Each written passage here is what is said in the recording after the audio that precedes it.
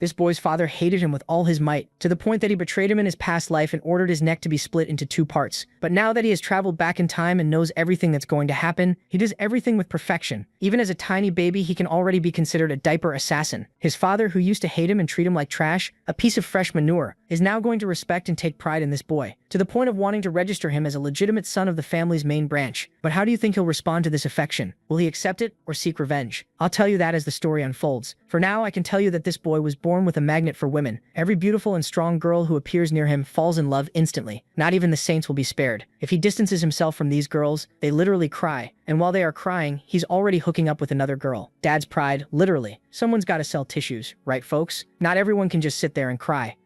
I'd venture to say this manhwa is a masterpiece. It's got revenge, it's got that father pride that makes us want to kill him. The story actually makes sense, there are plenty of epic scenes, and it also has that silly little romance. You'll find yourself constantly rooting for him to end up with a certain girl, only to be frustrated in the end. When the time comes, let me know if you got frustrated too, okay? Good night, girl. I'll see you tomorrow. This is Victor van Baskerville, the Hound of the Baskerville family. He dedicated his entire life to the family but was accused of associating with demons, and so his life ended at the hands of his dear father. In his final seconds, he thought that if he were born again, he would go after the rabbit and eliminate his prey, but he would never live as a hound again. Suddenly, his vision shifts. He has been reborn. And he was reborn alongside several noisy children. They were all now at the grand estate of the Baskerville family. The children wouldn't stop crying. Hugo Le Baskerville says all these rats are annoying. While walking, he thinks that there isn't a single special child this time around, but suddenly something catches his eye. The little piece of trash in front of him was quiet, so he ordered them to take that child to the Cradle of Swords. Victor knew that man was the one who caused his death. He was the patriarch of the Baskerville family, but now he appeared in his younger form. That meant Victor had returned to when he was a baby. Victor was born as an illegitimate son and received mediocre training. It's like Jon Snow. Here, a hound only needed to be devoted to the mission, be it assassination, intelligence, ambush, or threats. A hound needs to handle the dirty work. And that's how the Baskervilles became the greatest of the 7 families. The reason he stayed loyal before was that he wanted recognition from the family and from Hugo. 10 years after the portals to the demonic realm opened and humans won the war, the reward for the hounds who were loyal was execution. Of course, this time he'll do things differently. He wants revenge, but in this baby body, it's impossible. However, he knows the Cradle of Swords is the perfect opportunity for him to get strong. The Cradle of Swords is where the Baskerville family performs a judgment. Children are thrown into a labyrinth of swords. On the other side, they enter the river Styx, which is blessed. The longer they stay and the stronger they become. But there's a limit to how many children can receive the effect. In short, to reach the river Styx, you must first cross the sword labyrinth at maximum speed. Everything seems normal in this family. Nowadays, if you tell an 8-year-old to do the dishes, the police are probably showing up at your door. Victor was already there in the labyrinth. In his past life, he was pushed out by his brothers and didn't receive the effects. But this time, he has a target in mind, so things will be different. Throwing himself into the river, he thinks about monopolizing the water for as long as possible. It's looking like the fight over the Strait of Hormuz. The boy sinks like a nail. The water enters his body and bones through the cuts. Now he needs to endure as much as he can, even if it's painful. All the patriarch's vassals start saying he should come out, but Hugo just laughs at the situation. He asks John Barrymore, the family butler, how long the boy has been in there. The answer is 7 minutes. The patriarch, still laughing, says that 7 minutes is a lot, and that he'll probably die in there. Son, you may come out now, he says. The boy heard Hugo's voice, but he's not giving up yet. He needs to absorb as much as possible until the very end, but I think he absorbed too much, to the point of swallowing the water. He thinks he must stay firm, but maybe it's too late. Suddenly someone pulls him out by the leg. It was Hugo, laughing at the situation, saying the boy wanted more than he could handle, and even drank the river water. He stayed in there so long that even his teeth grew. Impressed, Hugo asks what the child's name is, and the butler replies it is Victor van Baskerville. Hugo is very happy and proud. A very greedy son was born into his family. On the other hand, Victor only thought that Hugo should enjoy it while he silently sharpens his canines, because he himself will make the Baskerville family vanish from history.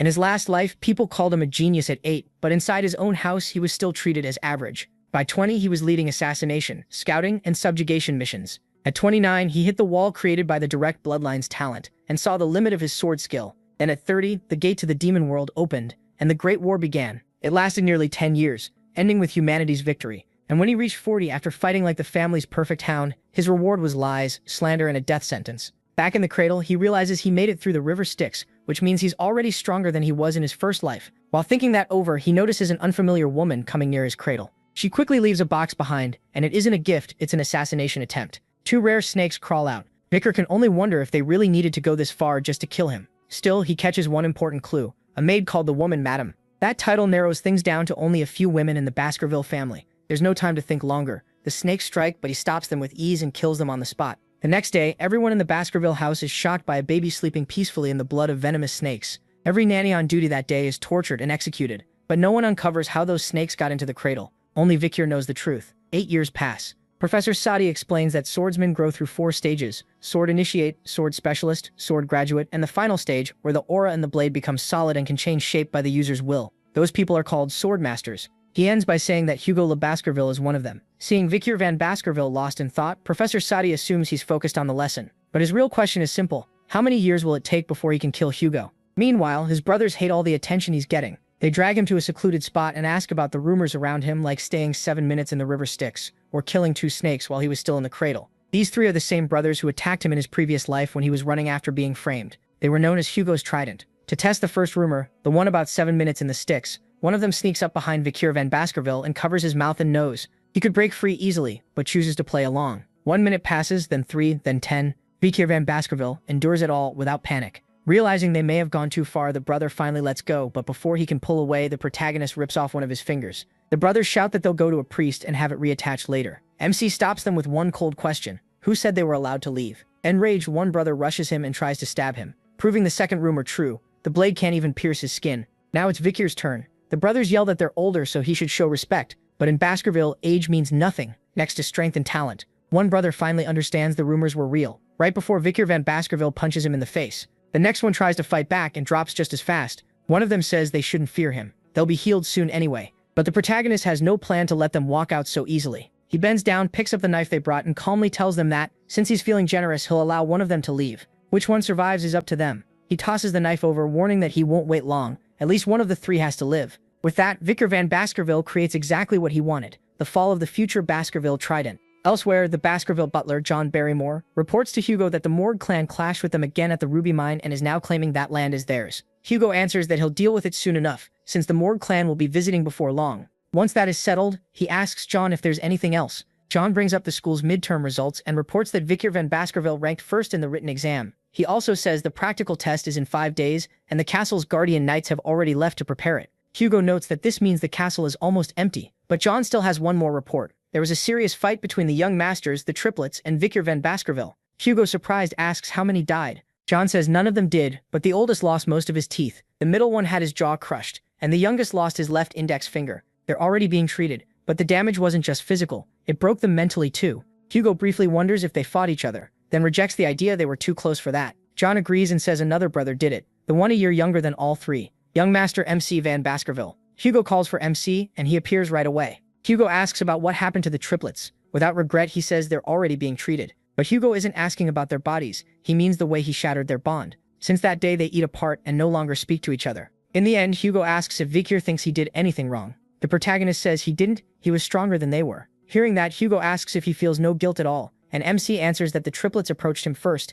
and he generously forgave them. He knows this well, he has no reason to apologize for what he did, and he throws back the same words Hugo once used on him in the past. He answers with Hugo's own old words: forgiveness is just something weak people use when they can't get revenge. That impresses Hugo because to him, power is justice, and if power is justice, then weakness is a sin. With that, he calls for the butler. Hugo tells him to take the protagonist to the food storage and give him whatever he wants. He also wishes him luck on the practical exam and warns him not to lose to anyone from the main family. The protagonist agrees, annoyed, and leaves. At the warehouse, he asks for chocolate. More exactly, cocoa beans. Not finished chocolate, but the raw beans. Even the butler figures he wants them because 1 bean can make 100 liters of chocolate, but MC doesn't want them as food. Their real use will show up soon. 5 days later, during the practical exam, the Baskervilles face an incident no one expected. Around the world, their family is known as the Berserker clan because even their children go through brutal training almost from the moment they can walk. They climb mountains for endurance, and rest is only allowed at set times. At night, they even sleep beside demon corpses or live baby monsters to get used to harsh conditions.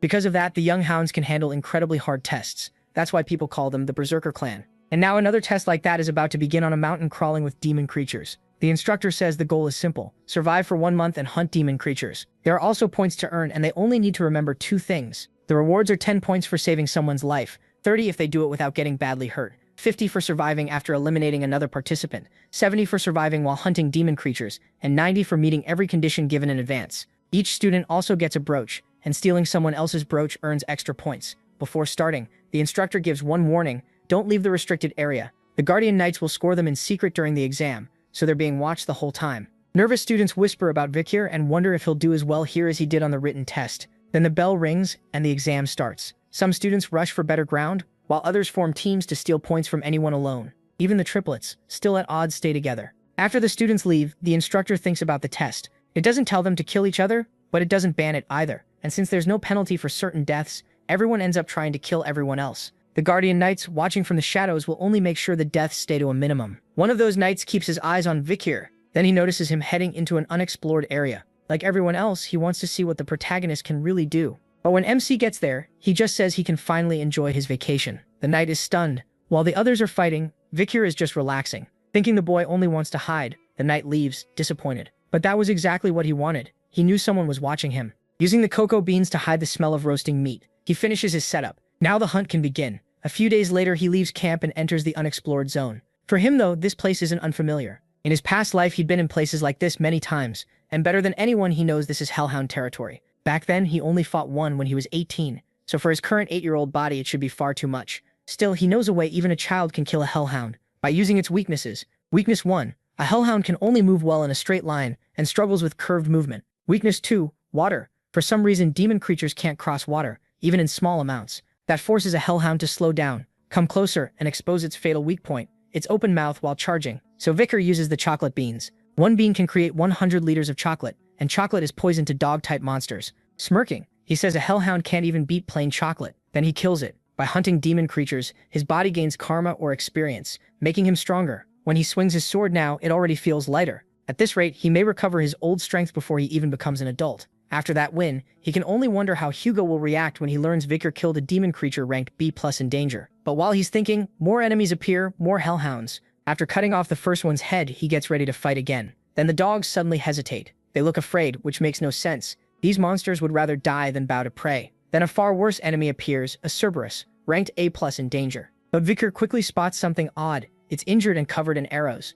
After a moment, he figures the barbarian tribe from the other side of the mountain must have done it. To Vikir, this is a huge chance, even if he has to show every card he's been hiding. Until now, he's kept his true skill hidden from the Baskervilles. His swordsmanship is already at master level. Right now, he has strength the other students won't reach until they're adults. Trusting that power, he charges the Cerberus and attacks with precise, expert skill. Since it's wounded, he's sure he can kill it. Vikir believes his weapon is enough to hurt the Cerberus, but for one careless moment, he leaves an opening, and the Cerberus strikes with its claws, shattering his sword and smashing into him. The blow sends him flying into a tree and knocks him out. His arm screams in pain, but thanks to the river Styx, it stays in place. If it had been anyone else, even weakened, the Cerberus would have done far worse damage. Now he understands better than ever how dangerous this is. Another hit might kill him, so the best choice is the 36th stratagem, run. So that's exactly what he does. If the Cerberus weren't injured, it would have caught and torn him apart. Vikir runs with everything he has. He can still make it if he reaches the place he prepared. If the monster catches him first, he's dead. Just a little farther, and he makes it. Almost like a miracle, he reaches it. The creature falls into his trap. He built it for a pack of Hellhounds, so even Vikir is surprised it works on a Cerberus. Since it's also a dog-type monster, the trap works. The spears are coated with chocolate bean extract. Even though that poison should be fatal, the high-level beast still stays on its feet. So for the final strike, Vikir throws a spear at it. The hit bounces off, but the spear carried blood mamba venom. And after 7 steps, just like the stories say, the poison creature dies. All 3 heads collapse. Now the problem is figuring out how to carry it. But before that, he remembers Cerberus are guardian monsters. That means they protect territory, so there must be a dungeon nearby that it was guarding. Vikir covers himself in the Cerberus's scent, so most monsters will leave him alone. Following the trail the beast made before it reached him, he finds the dungeon. He'd seen this place in his past life at 18, but it had been empty then. Now it's different. The whole place reeks of corruption and mana. It clearly hasn't been explored yet, so he heads inside. After walking a bit, he finds a lit chamber deeper in the dungeon. In the center is a ruby giving off the light. Nearby lies a human skull, and at its feet is a note. The writer says his real name no longer matters, and calls himself Cain. The letter is meant to warn whoever comes next. According to his family's legends, this was an ancestral dungeon, and his younger brother Abel chose to enter it. Together, they cleared countless trials, killed thousands of monsters, and finally reached this stone chamber, where they found one last puzzle. That puzzle trapped them there for 3 full years. Reading that, Vikir can only think how badly they must have wanted the dungeon's treasure. And the final riddle was this. What entered was 1, but inside became 2. Only 1 may leave. That was carved on the stone. As he keeps reading, he learns that he and Abel spent a long time on that grim puzzle, and came to one conclusion. They were twins, and in their mother's womb they had once been 1. After birth, they became 2, so to leave the dungeon with what they wanted, they had to become 1 again. In the end, after a long fight, he killed Abel. Then only Cain remained in the stone chamber. But nothing changed. To him they had become 1, yet he gained nothing. Despair took over. He had murdered his own younger brother. After endless regret, he finally decided to leave this place. His message to any descendant brave enough to come here is only one thing: leave immediately. When Vikir finishes reading, he realizes something is wrong. He entered the dungeon alone, and he isn't a twin. So Cain and Abel solved the riddle the wrong way. Thinking it over, the protagonist sees the real answer. Their conflict kept them from understanding it. But to MC, the truth is obvious. The answer to the riddle is the dungeon itself. He entered as one with the dark, but the ruby's light split him into two. If darkness makes him one again, then the answer was his shadow. That's why the brothers ended up killing each other. The relic from the demon cave could only be drawn by someone from the Baskerville bloodline. Reading that, he remembers seeing this sword in an old myth book back in his past life. It was Beelzebub, the gluttony fly. The old legend spoke of demons that once invaded the continent. 7 disasters called the demonic constellations. To stop them, the heads of the 7 great clans had to fight back. The enemy faced by the Baskerville leader was Beelzebub, the gluttony fly. After it was defeated, its remains were sealed inside Baskerville land. In the present, nobody believed that story, but it was real, and in the future this sword would end up in demon hands, not in this life. With that in mind, he tries to pull the sword free, but it doesn't come out. Instead, it sinks into his hand. Getting the item like this was unexpected, but he only wonders how much stronger it can make him. Once he finishes in the dungeon, he's ready to leave. Then dizziness suddenly hits him. He quickly realizes the thing in his hand is hungry. His hand starts guiding him on its own toward the corpse of the first infernal dog he killed. Then the thing begins sucking blood like it's been starving forever. He stops to think and realizes the dead trees and dried land here may have been caused by Beelzebub's insane hunger. How much would it take to satisfy this thing? He also recalls that Beelzebub could steal an enemy's abilities. It could keep taking powers for itself, and anyone robbed of them was left ruined. Still, maybe 3 is the limit it can take from one corpse. From the infernal dog it stole hemorrhage, a skill that makes even tiny wounds pour out huge amounts of blood. It also took incineration and regeneration. That regeneration, though, came from the corpse of a rat beneath the Cerberus. After getting the demonic weapon ready for testing, he finally relaxes. With all the young hounds gathered, the practical exam ends, and the results are announced right away. The monster corpses were turned into things like necklaces, shields, and swords. Then they were handed back to the students, and one corpse in particular drew attention. The one Vikir brought after wandering into an unexplored area and killing a Cerberus by accident. Hugo can barely believe it. A Cerberus is a demonic beast even guardian knights struggle to handle. People also say it had been injured and poisoned.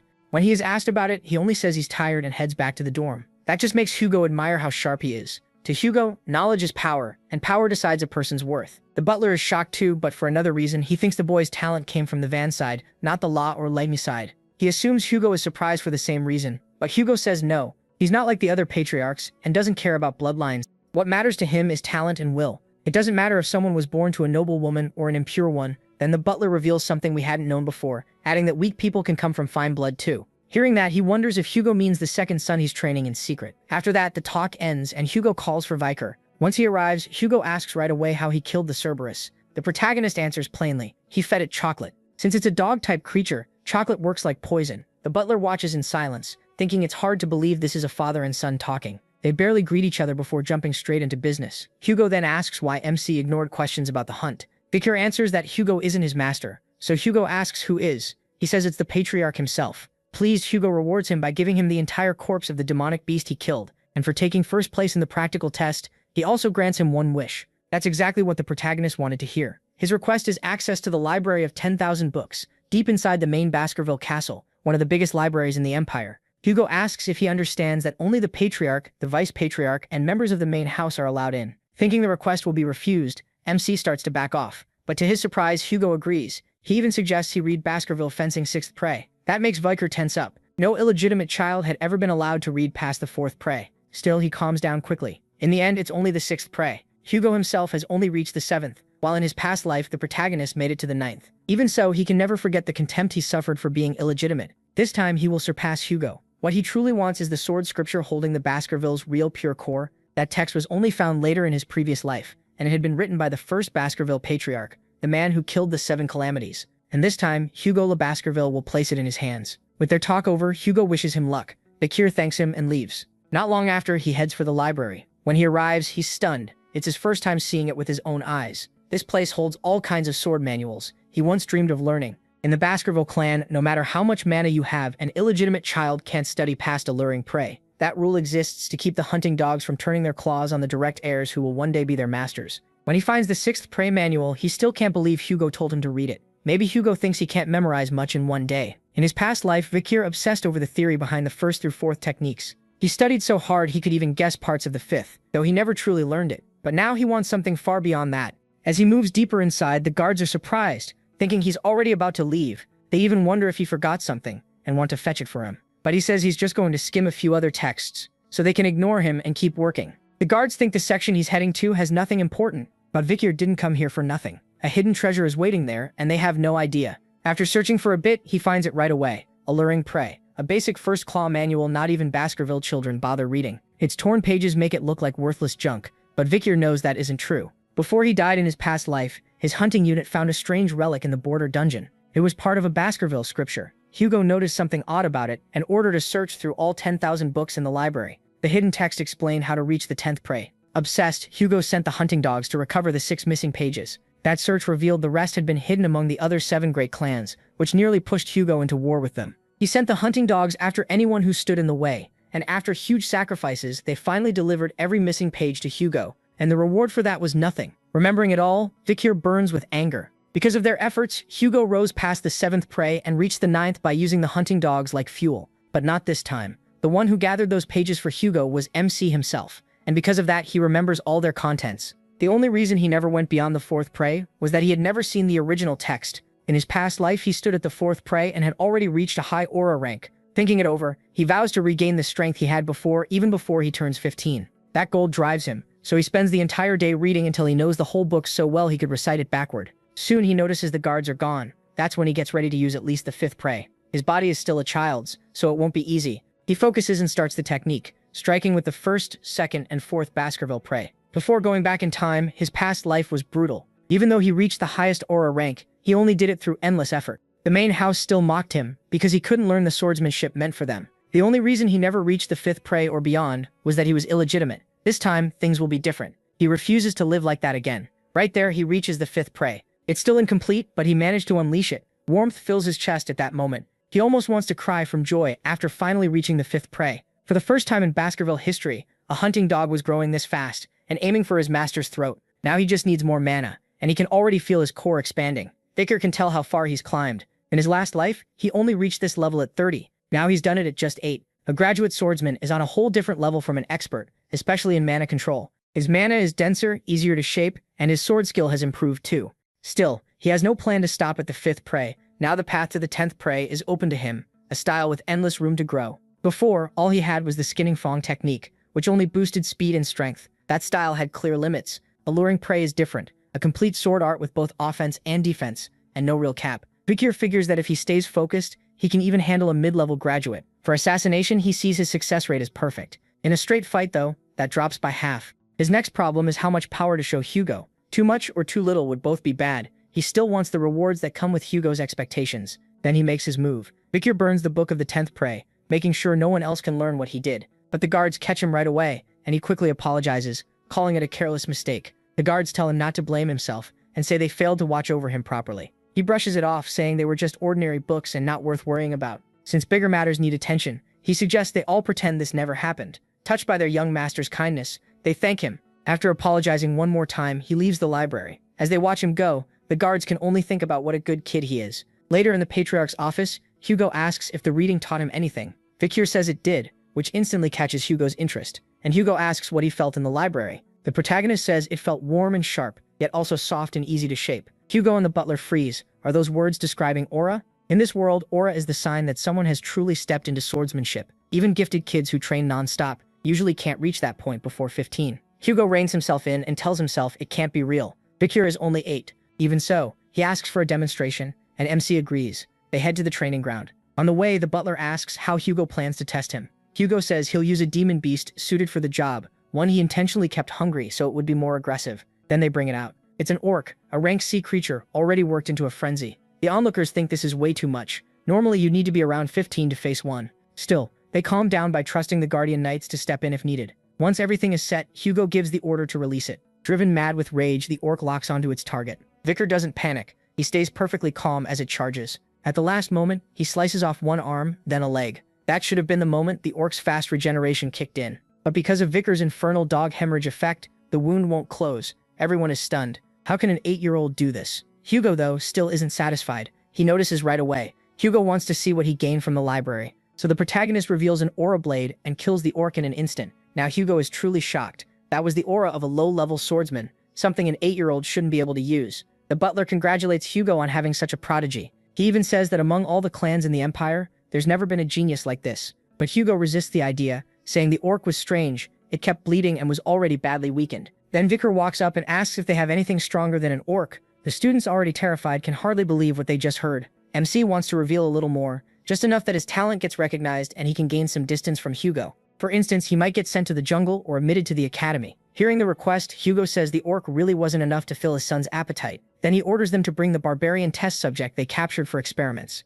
Vicar asks if he can begin at once, and gets permission. He moves in quickly. The creature looks slow because of its huge body, but it reacts fast and throws the first punch. Vicar slips past it. Even when he gets a chance to strike, he holds back, which Hugo sees as the right call. The troll's regeneration is monstrous. If you can't kill it in one clean hit, you'll just waste your strength. So the only answer is to fight smart. The boys watching wonder what he is planning. Is he going to wear the troll down by dodging everything? From the protagonist's side, killing it would be easy if he used his real power, but that would create problems. He needs to win in a way that looks natural. One idea is to turn the troll's own strength against it, hit during its forward rush, and that's exactly what he does. He cuts the troll, but the wound closes almost at once. The crowd loses hope, thinking no 8-year-old could ever beat a troll. Vicar knows that better than anyone. With only the first prey, it really would be impossible. Seeing the same thing, Hugo tells him to stop before it gets dangerous. But MC cuts him off and says if he can't kill it with his next strike, he'll give up. Then he moves again and thinks about how much strength to reveal. But he's already made that choice. He'll show just enough to make it seem like sudden enlightenment. Wondering how shocked Hugo will be,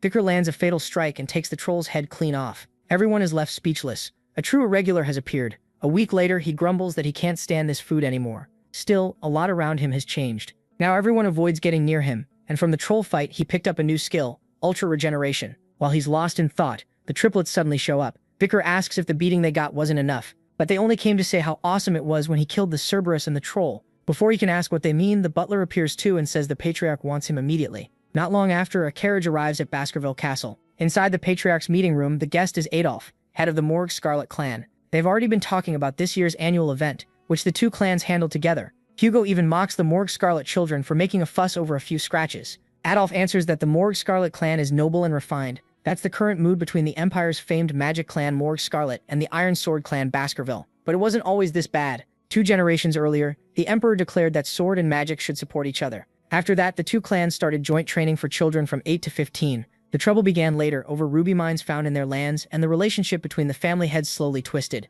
Even so, the Emperor ordered the joint training to continue. Adolf says he's heard rumors of a genius rising in the Baskerville clan. Hugo thanks him. That alone surprises Adolf, since Hugo rarely praises any child. Then Adolf says his clan has been just as lucky and calls Camo inside. The doors open, revealing Camo, the daughter of Adolf's eldest sister. He tells her to greet Hugo, but instead she asks if he's the thief who stole their ruby mine. The whole room is stunned. Hugo repeats thief in anger, while Adolf tries to step in. But Camo says Uncle Adolf himself called Hugo a pathetic bearded man just a few hours earlier. That pushes Hugo to tell Adolf to teach his niece some manners. Camo doesn't back down and demands the mine be returned because she needs those rubies for her research. Hugo snaps and orders her to be quiet. Adolf jumps in, asking if this is how he treats a child, even mocking the Empire's sword saint for bullying an 8-year-old girl. Then someone cuts in, saying it seems the Morgue Scarlet clan never taught its children not to desire what belongs to others. It's Vicar, speaking as he steps through the door. The butler announces young master, the protagonist Van Baskerville. Adolf studies the boy from a distance, then notices his niece is no longer beside him. She's already standing in front of Vicar, demanding to know what he just said. MC recognizes her at once. This is the Steel-Blood Empress of the Morgue Scarlet clan, the only archmage from that proud family ever called a genius among geniuses. In his past life, she made history by impaling enemies and turning them into a border wall, and now she keeps arguing that the ruby mine belongs to Morgue Scarlet. His first reply is that she must have worked really hard to come all this way just to throw a fit. Both clan heads are impressed by that answer. Camo bristles and asks if he really called it a tantrum. Vicar tells her yes, that's exactly what it is. Magic gathers in her hands as she declares she'll show him why the ruby mine belongs to Morgue Scarlet. The protagonist doesn't even flinch. A little later, a small city takes shape. Everyone is surprised, and Camo proudly says even someone as clueless as him should understand now. Vicar had expected an attack, but all she did was use magic to make a model of the city. She explains the border mine is where the best rubies come from. The issue is simple. The entrance sits in Morgue Scarlet land, but the tunnels below run into Baskerville territory. So in her view, since they can enter it, the cave should be theirs. She adds that Baskerville keeps yelling about trespassing and won't even agree to lease the area. That makes Adolf praise his niece for being clever. Vicar says ruby ore is mainly a magic material, and the Baskervilles don't really need it.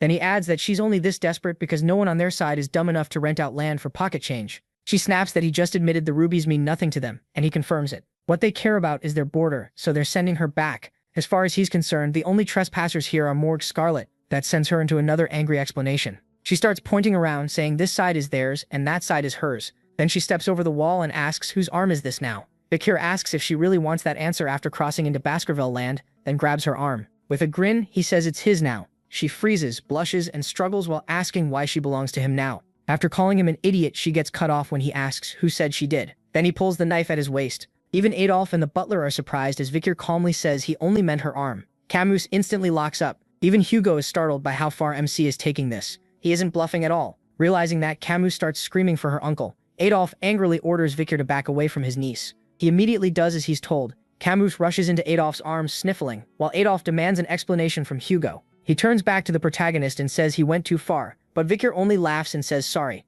Spinning the dagger, he says this kind of rough play is normal with his brothers. Still mad, the old man asks why a child even has a toy like that. MC apologizes again and says it's just a game kids in the Baskerville clan grow up with. Hugo cuts in, asking if the Morgue Scarlet leader isn't being a little overprotective over children's play. Then he says he has an idea for the ruby mine problem, and thinks Morgue Scarlet will like it. Still crying, Camus says she won't forgive Vikir for this. He just laughs it off. Not long after that, the friendly rivalry between Baskerville and Morgue Scarlet officially began. Kids from 8 to 15 gathered to show what they could do. This year, though, everyone's eyes were on Camus, Morgue Scarlet, the young talent from the famous Magic clan. Facing her was Baskerville's iron-blooded swordsman, Vikir van Baskerville. Morgue Scarlet had proposed a duel between the two rising stars of their clans. Camus tells him to get ready. She never holds back in a real fight. Then she starts casting at once. The crowd is stunned because Camus is using quadruple channeling at her age. The Morgue Scarlet leader glances over at Hugo with a smug smile, but Hugo doesn't react. A second later, Camus fires 4 spells at Vikir age at once. He dodges every single one. Then she throws up an earth wall to stop him, but the protagonist kicks straight through it. Camus starts wondering if this is the power of Baskerville's Styx River. She shuts her eyes and braces for impact, but nothing comes. When she looks up, Vikir is about to flick her forehead and the hit lands like a gunshot. Even the Morgue Scarlet leader is shocked by the boy's strength. Camus feels completely humiliated and demands to know if he's going easy on her. MC only asks if it still hurts. Then he tells her to give up before it gets worse. Furious, she raises 2 earth walls at once. Vikir could have gone around them, but he decides to toy with her a little. He breaks through both walls in one strike. His hand stops right in front of her face, as he asks whose hand got past the wall. Getting ready for another flick, he says it's clearly the stronger one. The lump on her forehead looks even bigger now. Tears well up as she lashes out with fire magic, furious and hurting. Vikir knows he could end this anytime, but he wants a way to settle it without really hurting her. Then he notices the boys behind him and gets an idea. One of them is a wizard, the other a swordsman, and they're competing to see whether the swordsman can cut through every spell. When Camus sees Vikir isn't even focused on her, she gets even angrier. At that moment, the wizard starts charging a much bigger spell, challenging the swordsman to cut that one too. For him, this is perfect. He points behind her and tells Camus to cast a barrier now. But it may already be too late. The Morgue Scarlet leader panics. The blast is huge. For a moment, no one can see the arena at all. Morgue Scarlet calls out for Camus. She's alive, but after blocking the spell with magic, her clothes are badly burned. Her biggest fear is that when the smoke clears, everyone will see her half naked. Right then, someone tosses clothing over her. It's Vikir, telling her to put it on. Through tears, she asks what he'll do without his shirt. He says that doesn't matter. Camus is totally flustered, wondering why he's suddenly being kind, until Vikir notices his arm is bleeding, likely from a shard of that old sword still holding aura. As the dust clears, people can finally see the two of them. The Morgue Scarlet leader finally lets out a breath of relief. The crowd can't tell who won, especially with the protagonist bleeding. Soon, though, they start talking about how insane his physical ability is for a kid. Both of them are unbelievable talents for 8-year-olds. Later, in the halls of Baskerville Castle, Hugo asks Vikir how the duel with the Morgue Scarlet girl went. MC says it was fun and that he understood why the match mattered. Then Hugo asks why he didn't strike right away, and he admits he hesitated because he'd never fought a girl before. Hugo tells him hesitation in battle only gets you hurt, and says that wound should teach him that lesson. Vikir is surprised. Hugo sounds worried about him. In his past life, Hugo had always seemed cold and brutal, the kind of man people said was changed by losing his first wife and eldest son so horribly. As they walk, Hugo asks what he thinks should be done with the ruby mine. The protagonist says they should let Morgue Scarlet have it. Hugo asks why, and MC explains that Baskerville's job is to push borders outward, so it's smarter to let Morgue Scarlet develop the place and take the losses. Hugo is thrilled and says that's exactly right. Once Morgue Scarlet gets the mine, they'll station plenty of people there. Then Baskerville only has to stir up the demonic beasts and barbarians nearby, solving everything at once. With a dark smile, Hugo says the rubies will be even better bait than Morgue Scarlet blood. Then they'll regret ever stepping into that land. He even praises Vikir, saying the boy's idea matches 90% of his own plan. He only got it because Hugo made the same choice in his past life. He also says they should watch Mord's movements, but Hugo says that's already handled. Then, around the corner, someone stops them. It's the head of Morgue Scarlet, asking for a word before they leave. Camus stands behind him, red-faced with embarrassment. Hugo asks what he wants, and the man says there's one important thing to discuss. Leasing the land is only part of it. When Hugo asks what Baskerville would gain, Morgue Scarlet gets straight to it, an engagement. The old man proposes tying the two clans together through marriage, suggesting Baskerville's eldest son and his niece, the eldest daughter of Morgue Scarlet. He says she has everything. Looks, brains, the whole package. According to him, she'd be the perfect match for Baskerville's heir. Hugo points out his eldest son is nearly 25, and the age gap is too big. The old man says he doesn't care about that, but Kami cuts in. She declares she won't marry anyone weaker than her mother. The old man laughs and says if that's the standard, she'll stay single forever. Then Kami says the age gap also matters. She wants someone her age or even younger. Hugo starts getting annoyed and says this isn't a buffet. Kami fires back that she knows, but she won't just take whatever is handed to her. Then, red all over, she glances to the side, catching both Hugo and the Morgue Scarlet leader off guard. She's looking at Victor van Baskerville. The old man instantly starts sweating, then quietly reminds her the protagonist isn't pure blood and is a bastard son. He even says a mixed-blood dragon is still just a mutt. That pushes Hugo close to fury. Was he actually starting to care about Victor? He says the person involved should have a say too, then asks what his son thinks of the idea. Kami waits nervously, too embarrassed to look up. MC studies everyone for a moment, then gives an answer that shocks them all. No one can believe what they just heard. He says clearly that he'll only agree if his family orders him to. The old man is furious, thinking the protagonist is being disrespectful to the direct-line daughter of Morgue Scarlet. Kami meanwhile starts wondering if he truly doesn't like her, or if he's only pretending. Embarrassed, Kami stays quiet, but Hugo cuts in and says direct blood means nothing in Baskerville. He adds that even famous families can have weak children, while another branch can produce the better one. That makes Adolf think Victor must be far more important than he first looked. So he steps closer and studies MC from top to bottom. He already knew exactly who Adolf Morgue Scarlet was. He was a Sixth Circle master, one of the strongest figures in the elite magic clan, Morgue Scarlet. Adolf says raw talent alone is nowhere near enough to become Kami's husband. Resting a hand on Victor's shoulder, he adds that this marriage idea came from the clan, not from him. He even says not even Baskerville's legitimate sons would be worthy of Kami. Adolf tries to force the protagonist down with pressure on his shoulder, but the boy doesn't budge or react. When Adolf demands an answer, MC calmly says he stopped listening the moment Adolf claimed he wasn't speaking to him. Kami is stunned by how boldly he talks to her uncle, while Hugo just laughs. Adolf bursts out laughing too, then asks to speak with the boy more seriously at the training ground. Hugo teases him, was the Empire's great mage really going to question an 8-year-old? Adolf says this isn't a clan matter, just a request from an uncle. Kami herself doesn't seem to want that,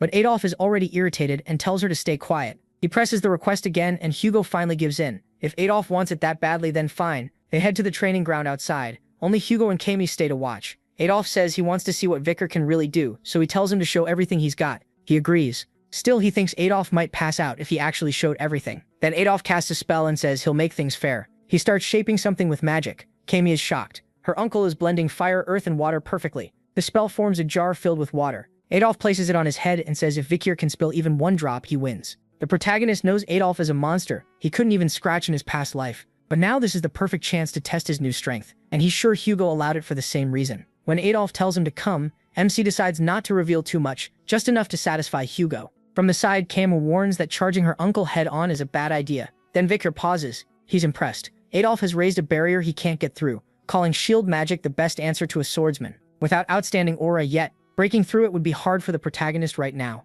Then Adolf casts another spell. Now he attacks. Fire spears rush in from every direction and Kamo protests. He never even used this much against her. Adolf asks a little sadly whose side she's on. Hugo, though, notices the spells are still slow enough to dodge, so he doesn't step in. Victor quickly realizes this isn't a real problem. He has the body of his 8-year-old self, but all the experience from before his return. That should be enough to make Adolf lower his guard. Maybe even enough to kill him. MC swings with all his strength at the barrier. Adolf says he can try 100 times. His sword will never break that shield. Victor ignores him and keeps striking the exact same spot. Soon cracks appear. Adolf notes that the boy is like a machine, landing every hit in one place. He admits his swordsmanship is impressive, but there's still a problem. The sword itself can't endure a barrier of this level. So Adolf mocks him for forgetting to think about his blade's durability too, while he keeps talking on and on. Meanwhile, Hugo and Camus are completely stunned. Adolf says Victor has talent, but still needs a lot of work before becoming Camus's fiancé. Then he feels something drip onto his forehead. A shard from the protagonist's broken sword has pierced the jar and water starts pouring out.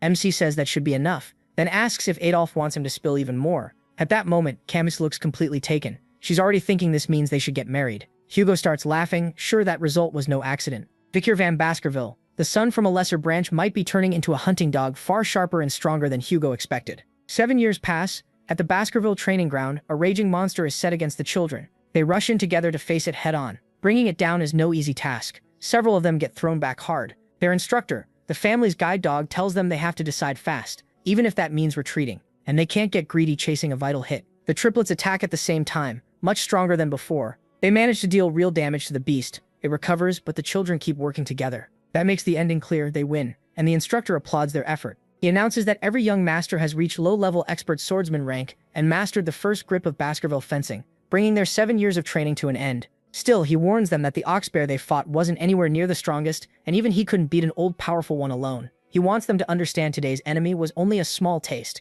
Death is always closer than it seems, so they must overcome it with the talent in their blood. With that, he ends his lessons and congratulates them on graduating. The children salute their teacher with respect. Later, they talk about which knight order they'll join. The Baskervilles have 7, covering roles like guarding, investigating, protecting, assassinating, suppressing, and direct combat. Then they suddenly notice someone heading off alone. They're talking about Victor van Baskerville, the prodigy of this generation. He killed an ox bear even bigger than theirs by himself. He's also a high-level expert swordsman who reached the 3rd grip of Baskerville fencing. But in the protagonist's mind, all of this came slower than he wanted. His real level is already an intermediate-ranked graduated swordsman at the 5th grip, and it still took 7 full years. That's beyond where he was before regressing, at least in swordsmanship, but his growth still feels too slow. Then someone calls for him. It's the butler Barrymore, telling him the family head wants to see him. Barrymore adds with a smile that Vickers' place must have finally been decided. So the moment arrives. MC greets Hugo and says it's been a while, but quickly notices something off. He asks about the scar on Hugo's nose. Hugo explains he got it while fighting a barbarian tribe at Mount Rouge. A woman skilled with the bow landed the hit. Vicker asks if Hugo caught her. He says no, but he did leave the same kind of scar on that woman's face. Then Hugo changes the topic and congratulates him on finishing his training. The protagonist thanks him, but his mind goes back to the past. In his previous life, this was when he became an apprentice knight for the Pit Bulls and got sent to Mount Rouge for 21 brutal months of life-and-death battles. Back then, he was treated like a useless dog meant for the front lines. At 15, Baskerville children are split into elites and disposables. The disposables die on battlefields, while the elites learn politics and administration. The line between them is crossed with one thing: the 5th grip of Baskerville fencing. That's why, in his past life, he stayed stuck at the 4th grip. So Vicker thinks there's no way Hugo would let a bastard son like him join the elite track. But then Hugo surprises him. He says MC will handle management and law in Baskerville territory, keeping order and dealing with matters both large and small. He can hardly believe Hugo is placing a bastard son among the elites. Hugo says Vicker's achievements put him at least 10 years ahead of other geniuses, so he deserves proper treatment. His new post will be vice consul of a city called Undergog. The protagonist says he'll accept his father's wish, but first reminds him of the reward promised after the match with Adolphe Morg's Scarlet, and asks to claim it now. He wants to borrow something, leaving the butler surprised. MC says Hugo can refuse if it's too troublesome, but Hugo stamps the paper and says it's no big deal. He'll trust his son not to do anything foolish. Vicker says he won't cause trouble. Still, he's not used to Hugo openly calling him his son or granting his request so easily. On the way back, the butler walks with him, then calls out to him again. He says the family head values him greatly. After all, Hugo didn't throw him straight into real war, he practically handed him the consul post in Underdog. Since the consul seat is still empty, it's clear Hugo thinks highly of him. Still, Vicker snaps back that he'll only deserve it if he can handle the job of vice consul. To him, this post means nothing. It won't wipe away the past. He still remembers his head falling at the guillotine. In his heart, he swears Hugo Baskerville will suffer the same fate. Then the story shifts to Baskerville land. In Underdog, an old worker warns everyone that the new vice consul arrives tomorrow, so the place needs to be spotless. He also reminds them the boy is coming from the main castle, so they need to be extra careful. One employee nervously wonders what kind of person the new vice consul will be. The other brushes it off, saying he's just a 15-year-old kid. They're still making fun of him when someone walks past. A boy grabs him at once and says he can't just wander around there. Vakir turns with a glare and orders him to let go. Then he shows them a document, and both freeze. That's when they realize the boy in front of them is the new vice consul, and his first order is to bring alcohol and women right away. He says he'll be hosting a party soon, leaving both men stunned. Not long after, the banquet is prepared. Soon the place is full of cheerful guests chatting away. The one running Underdog is Chihuahua Baskerville, and he's sickened by what he's seeing. He can't believe the new vice consul is throwing a party on his very first day. To Chihuahua, this proves the boy is reckless. The city is already in trouble after the last consul took bribes, so he angrily says that if Vikir wants to ruin Underdog, then let him try.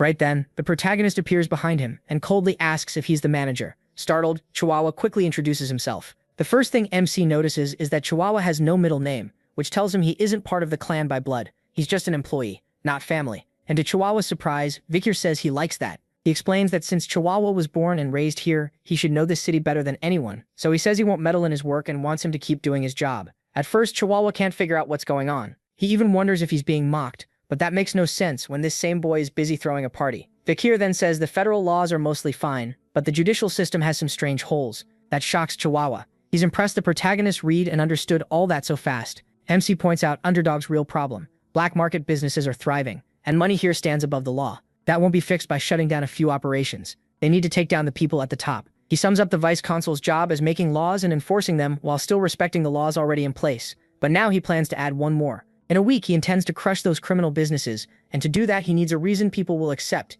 even if the targets are clearly breaking the law. After all, he's young, inexperienced, and wasn't even supposed to arrive until tomorrow. So if he wants people to follow him, he'll need a setup. As he puts it, he's going to pile up trash and lure in the flies. Hearing that, Chihuahua starts seriously worrying about the new vice consul. The next day, on Underdog's main street, a crowd gathers, unhappy and curious. Vikir stands in front of them ready to speak. He's apparently been there all night, which drew even more people in. At last, he begins and introduces himself as the newly appointed vice consul. Some think he looks too young, some say he's cute, and others just see a spoiled brat. He starts by saying everyone has read the notice posted here, these are the laws now in effect. He hasn't added anything new. Even with a new vice consul, the city's standing laws still remain, and the crowd starts protesting. Chihuahua jumps in, furious, demanding they remember who they're speaking to. The new vice consul came from the Baskerville main castle. The noise dies down, and Vikir gets what kind of crowd he's dealing with. Then he picks up an iron rod. That alone puts everyone on edge. With one motion, he drives it deep into the ground, and the crowd panics. He planted it so easily that everyone is stunned.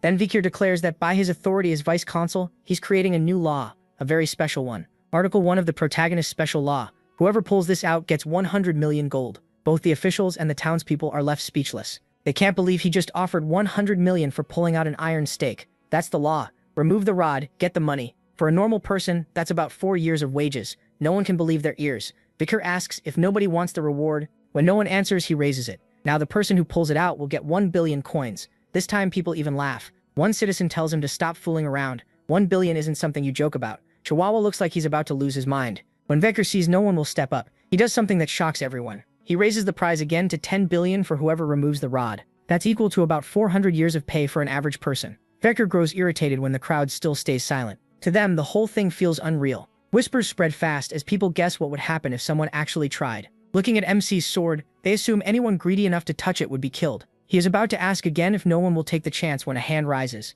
A small, humble-looking girl asks if she can try. A man who knows her, Judy, the flower girl, warns her not to go, saying she'll get hurt. But Judy says her mother is sick and she has to do something. She even asks him to look after her mother if anything happens to her. The man is left speechless. Judy then stands before the city's vice consul, unsure if he'll kill her. Vikir only points at the rod and tells her to pull. Judy crouches down and grabs it. With a little effort, she pulls it out so easily that even she can't believe it. The crowd is stunned. Judy thought it would be impossible. And when the protagonist reaches into his coat with a fierce look, she thinks she's dead. Instead, she hears coins. Vikir hands her 100 million and says this is just the beginning. She takes the money, still confused. When he asks where she lives, MC explains that 10 billion is too much to carry, so he'll send it to her home with guards to protect her. Patting her head, he says this is how the law works, and from now on, it will be enforced that way. Chihuahua is so stunned he can't even close his mouth. The whole town stands frozen. What happened today makes his special law spread faster than even the Baskerville family's own rules. People now understand one thing clearly. Break the law and you're punished. Follow it and you're rewarded. After Vikir's special law was announced, crime in the city was cut in half.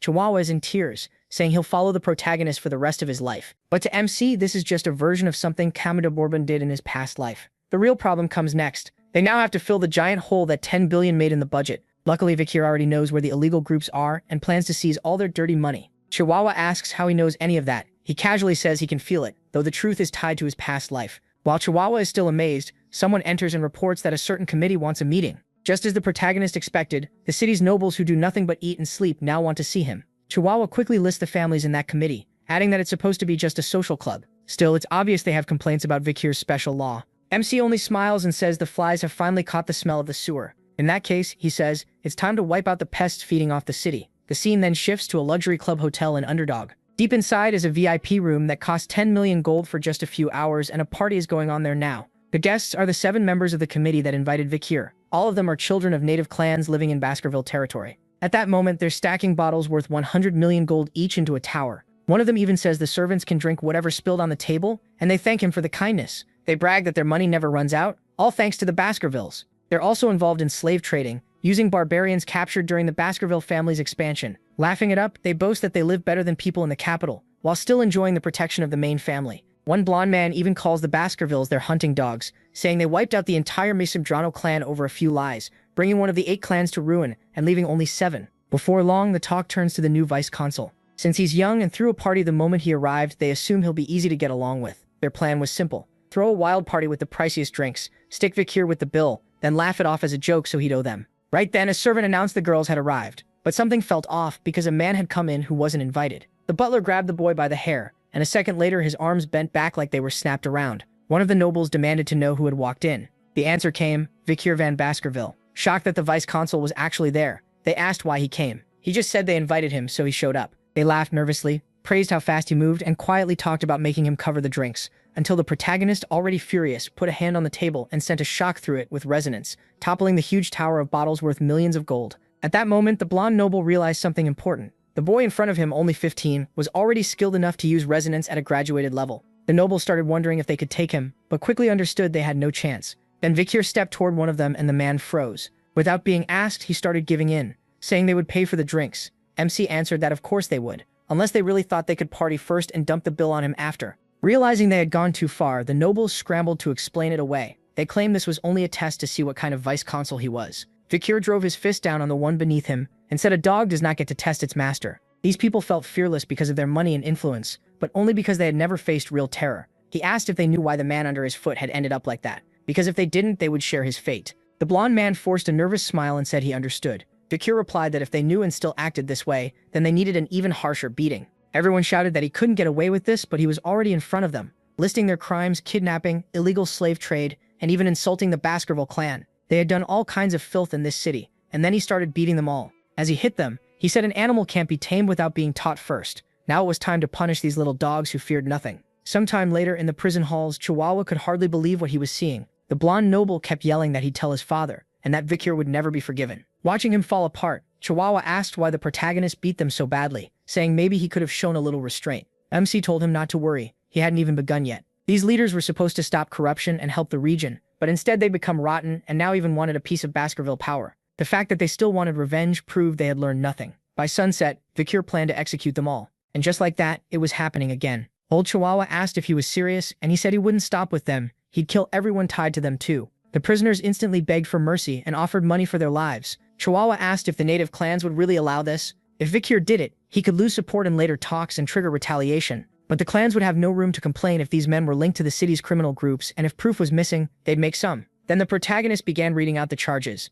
Kidnapping and trafficking women came first, followed by bribery, threats, extortion, robbery, and murdering officials. The blonde noble shouted that he never did any of it and would accept punishment if there was real evidence. Vikir answered that he talked like a guilty man who had already erased the proof. Then someone called out from behind MC. This was the man he had been waiting for. He was carrying a strange bag and grinning as he said he brought everything requested. Vikir thanked him. Inside the bag were all kinds of tools. The man said he'd spent over 30 years torturing people and had never seen tools like these. He told him they were common where he came from. That made the torturer joke that the vice consul must have come from hell. Vikir just smiled and asked if he wanted to learn a few new methods. The man quickly refused, saying even he might throw up watching them being used. The protagonist answered plainly, he was a surgeon. In his past life, he had learned many things while interrogating demons. As he took off his coat, he asked where all their confidence had gone. The same confidence that said they'd never confess. With a smile, he told the prisoners not to say a word, because he wanted to draw those memories out very slowly. News spread fast. The 7 rich criminals had all been arrested together, and people everywhere were talking,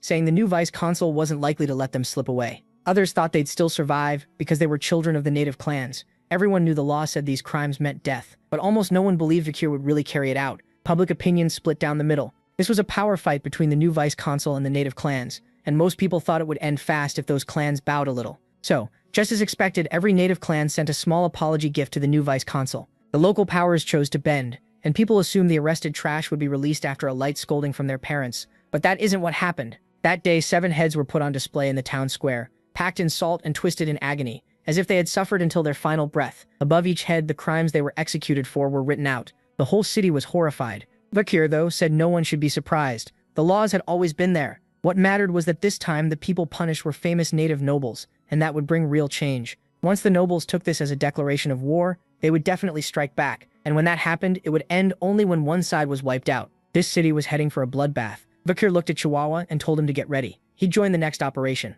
Chihuahua still didn't get it, but soon they were somewhere else, and he was wearing a mask. Looking back, he asked if this was really the plan. MC only asked whether he doubted him. It wasn't doubt, just that the plan sounded insane. Around them, people dragged cages and hauled slaves toward a tent. Vikir's plan was to have himself sold to the nobles as a slave. Soon a masked man announced that the circus was about to begin. He checked Chihuahua's identity papers, as he posed as someone from the Mablanc family. After confirming the certificate, the man asked if Mablanc had come to sell something. Then he looked over the merchandise and was instantly impressed. Mablanc had brought a black-haired, white-eyed slave who would surely sell for a huge price. Inside the circus, the auction started as the crowd buzzed about slaves and luxury goods. The presenter opened with a rare product caught in the wild, an A-rank demonic beast with 19 hearts called Mercy Lego. Saying every part of it could be used, he started the bidding at 100 million. The price quickly shot past 200 million and finally sold for 250 million. Then one slave went for 200 million, another for 100 million, until a vassal told the presenter what the next item was. He looked stunned and warned them not to blame him if it didn't sell.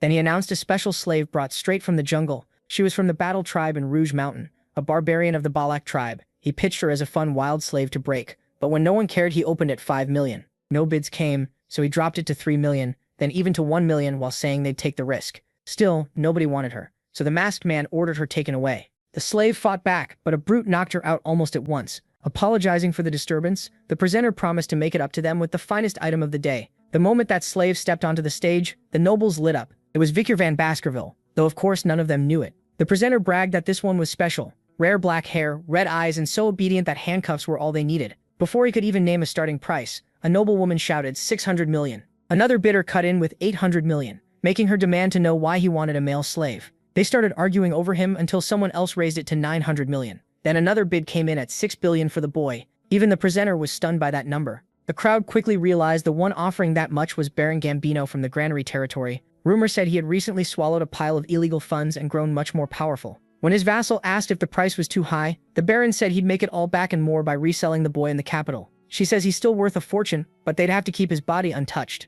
That made the Baron snap at her to shut up. Cindy Wendy had no choice but to stay quiet. The Baron took her in when she had nowhere to go. The presenter warns that if no one bids higher, the sale is over. Thinking he got a bargain, the Baron walks up to claim Vikir. He tells the boy he belongs to him now and says not to worry, they'll have plenty of fun soon. He just lifts his arms and the man asks if he wants the cuffs taken off. Instead, the protagonist says there's no need and snaps the handcuffs on his own. Then he steps forward and smashes the floor with one stomp. Furious, Bakir says if the Baron wants to play, they can start right now. Grabbing the man's bird, he says they'll play shield and spear. MC is the spear and the Baron is the shield. If the shield survives, the Baron wins. Panicking, the Baron orders Cindy Wendy to call the guards, but it's already too late. He's about to take a very long nap. When the fake hair comes off, the woman finally sees who he really is. The man before her is the city's vice-consul, Vikir van Baskerville. Chihuahua realizes his master is about to do something huge again. He says this place was called a circus for a reason. With a cruel grin, he warns that no one here will leave without getting hurt. The presenter instantly understands what's happening, so he orders every guard to kill the boy,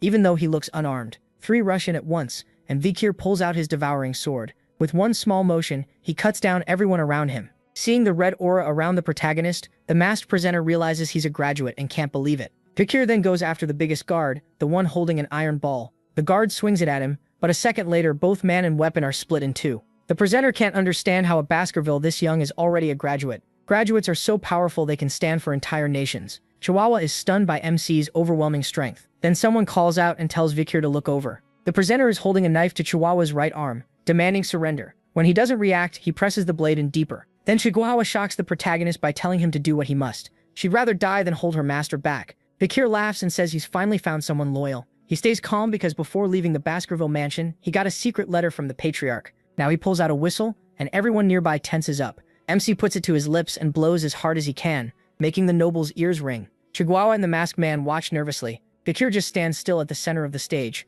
When nothing seems to happen, the man starts laughing, saying it was only meant to scare them. But he doesn't realize a blade has already pierced his throat. It happens so fast he sees his own death before dropping to the ground. A man was standing behind him, the one who killed him. Chihuahua is badly shaken by what just happened right in front of him. One of the guards tries to strike that man from the side, but without even moving, he unleashes a brutal flurry of blows. Blood sprays everywhere, and Vikir looks pleased. More men pour in, quickly filling the whole arena. Every one of them has murderous red eyes. The auction guards pray these aren't the men they think they are. Cindy Wendy knows exactly who they are, the cruelest knights in the Empire. They're expert killers, and rumor says all 100 of them are graduate level. These are the Baskerville pit bulls, men said to be able to wreck the whole continent if ordered. Cindy realizes that once these men entered this circus, nobody here had any real chance of getting out. She thinks she'll be the next one killed. but Vikir steps in and orders them not to execute her. The pit bull backs off and bows to his master. He orders them to bite and kill anyone who isn't lying down, and if anyone moves even a little, kill them too. That was the request Vikir made. He asked Hugo to lead the pit bulls.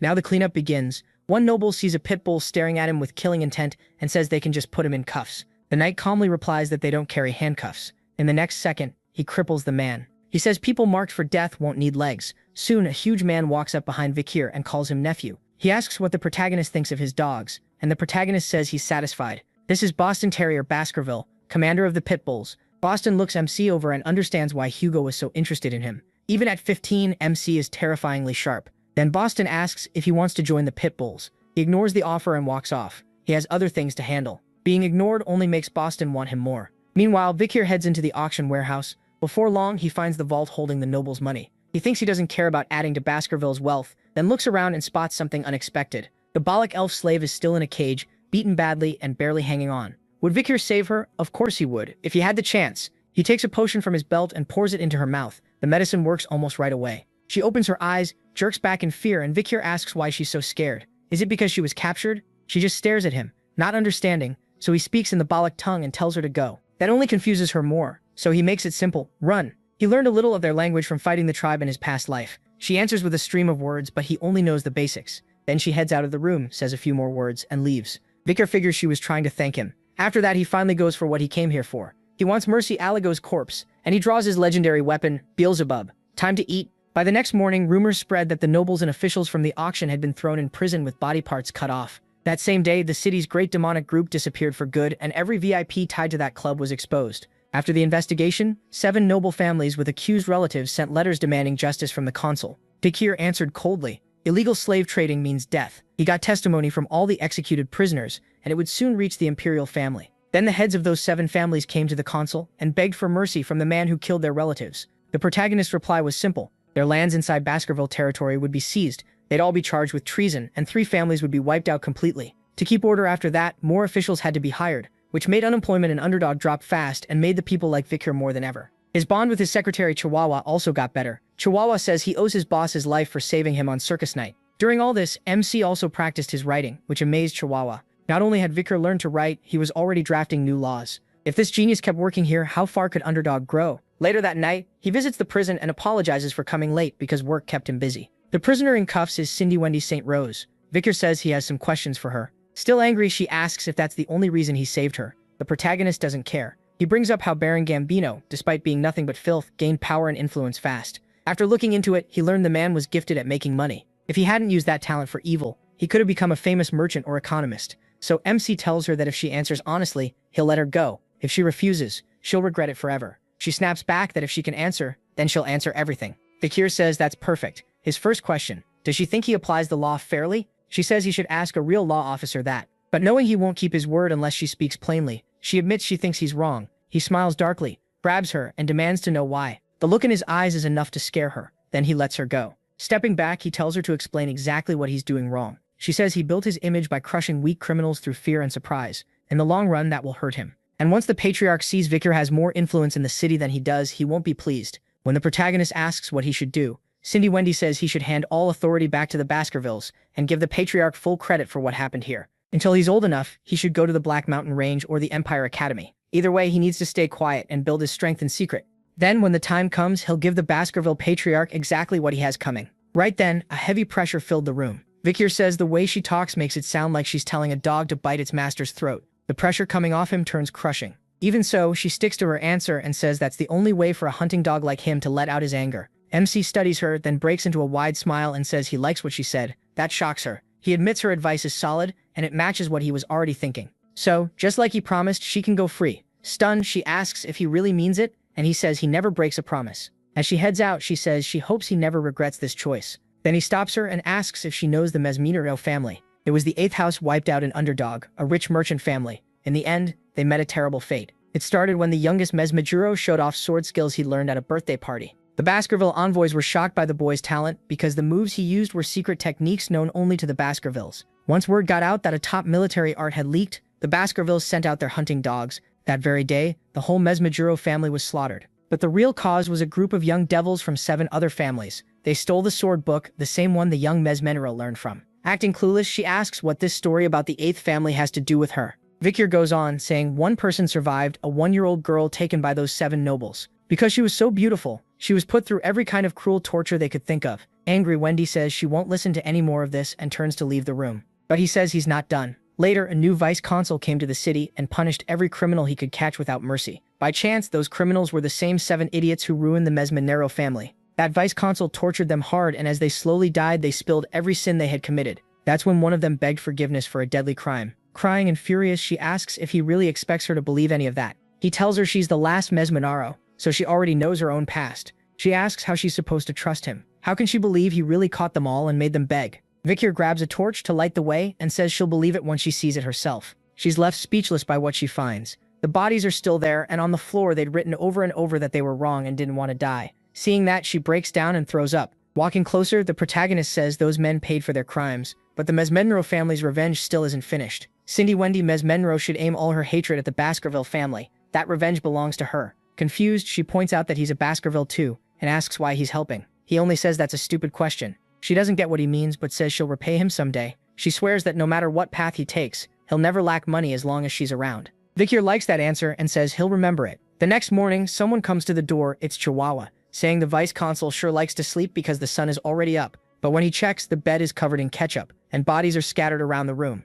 C wakes up like normal and says good morning to his secretary. He even jokes that he barely remembers what happened and might have killed them in his sleep. Chihuahua asks what kind of childhood he had. Victor says, a very violent one. Lately, things have gotten especially dangerous. He's taken 2 poison arrows, drank 4 poison drinks, and survived acid, fire shots, and a cart trying to crush him. Things are getting out of hand. Should Chihuahua be worried? He says he'll be fine. At the last legal auction, he got an A-rank vitality skill called Infernal Buffalo. That power, along with his trip into the Styx River, is why last night's assassins couldn't kill him. Chihuahua jokes if his shirt got washed in the Styx too. Victor asks what that's supposed to mean. Even so, he's fed up with all this and plans to find the one behind it and kill them. Later, a carriage arrives with the Baskerville banner. Someone from his family had come to meet him. But the moment that person started stepping out, Chihuahua panicked and quickly bowed. The visitor was the protagonist's family butler. As they greeted each other, Chihuahua could barely hide his awe. This man was the current head of the Barrymore family, who had served as butlers to the Baskervilles for 4 generations. Seeing his idol in person left him amazed. Victor asks why the butler came.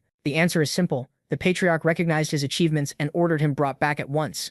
C isn't pleased and figures Hugo must be happy about this. Now we're in Hugo's office. He's looking over reports showing that the people of Underdog now favor Victor. He's also been named the most trusted by merchants and the most loved by farmers, children, and scholars, and also the person assassins most want dead. Hugo says this proves the Baskervilles aren't just smart people who are bad with swords. Then he praises his son's work. He thanks him, though he finds Hugo's smile strange. The patriarch says that if there are punishments, there must also be rewards. Then he asks how Victor would feel about entering the academy this year. That catches the protagonist off guard, since it's exactly the reward he wanted. It's where the kingdom's elites gather, the top academy called Colosseum. Since most students are children of nobles and aristocrats, security is tight and it works like a boarding school. In other words, he'll have plenty of time to grow stronger away from Hugo. The patriarch says he'd like to send a few more people too, but no one comes to mind besides MC, so he asks if there's anyone MC wants to bring. He says the siblings he's closest to are the triplets. Of course, he really wants to use them as punching bags. But Hugo refuses to send all 3 and asks if the protagonist still remembers the plan he made at 8 years old.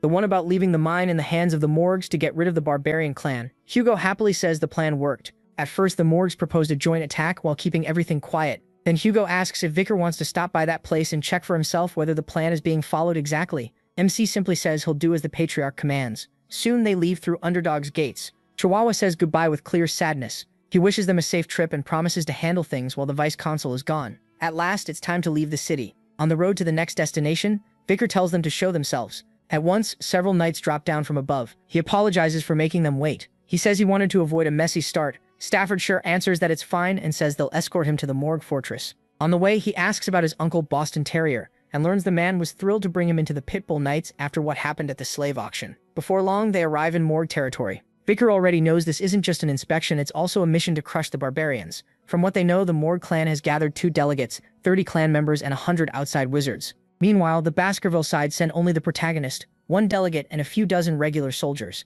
It looks like they want more information on the barbarian clan first. Soon, the Morgue Fortress comes into view, lined with stakes and hanging skulls. That was likely done by a wizard, probably a warning meant for the barbarians. The sight makes Victor think of Camus, and he notices she's gotten much stronger. Then 3 figures appear on the wall and order them to stop, asking who they are. They say no one gets in without permission. MC knows the three of them well. They're the morgue flowers, the triplets called Highbrow, Middlebrow, and Lowbrow. Victor says they're Baskerville envoys here for a land inspection and to help with the mission, so they should open the gate. But one of the girls says that won't happen. They have to report to the territory supervisor first, so the group will need to wait here. Maybe permission will be ready tomorrow. That makes him ask why they're trying to block the territory's owner from entering. She mocks him for pulling the owner card and even brings up a tenant protection law made by his own family. Growing annoyed, Vikir says he already changed that law. Now the owner can throw out tenants whenever he wants. So he gives them one last warning and tells them to open the gate now. The girls panic, but one snaps and says she heard some fool was put in charge of Underdog. Then she fires a spell at the protagonist and says they won't let anyone push them around.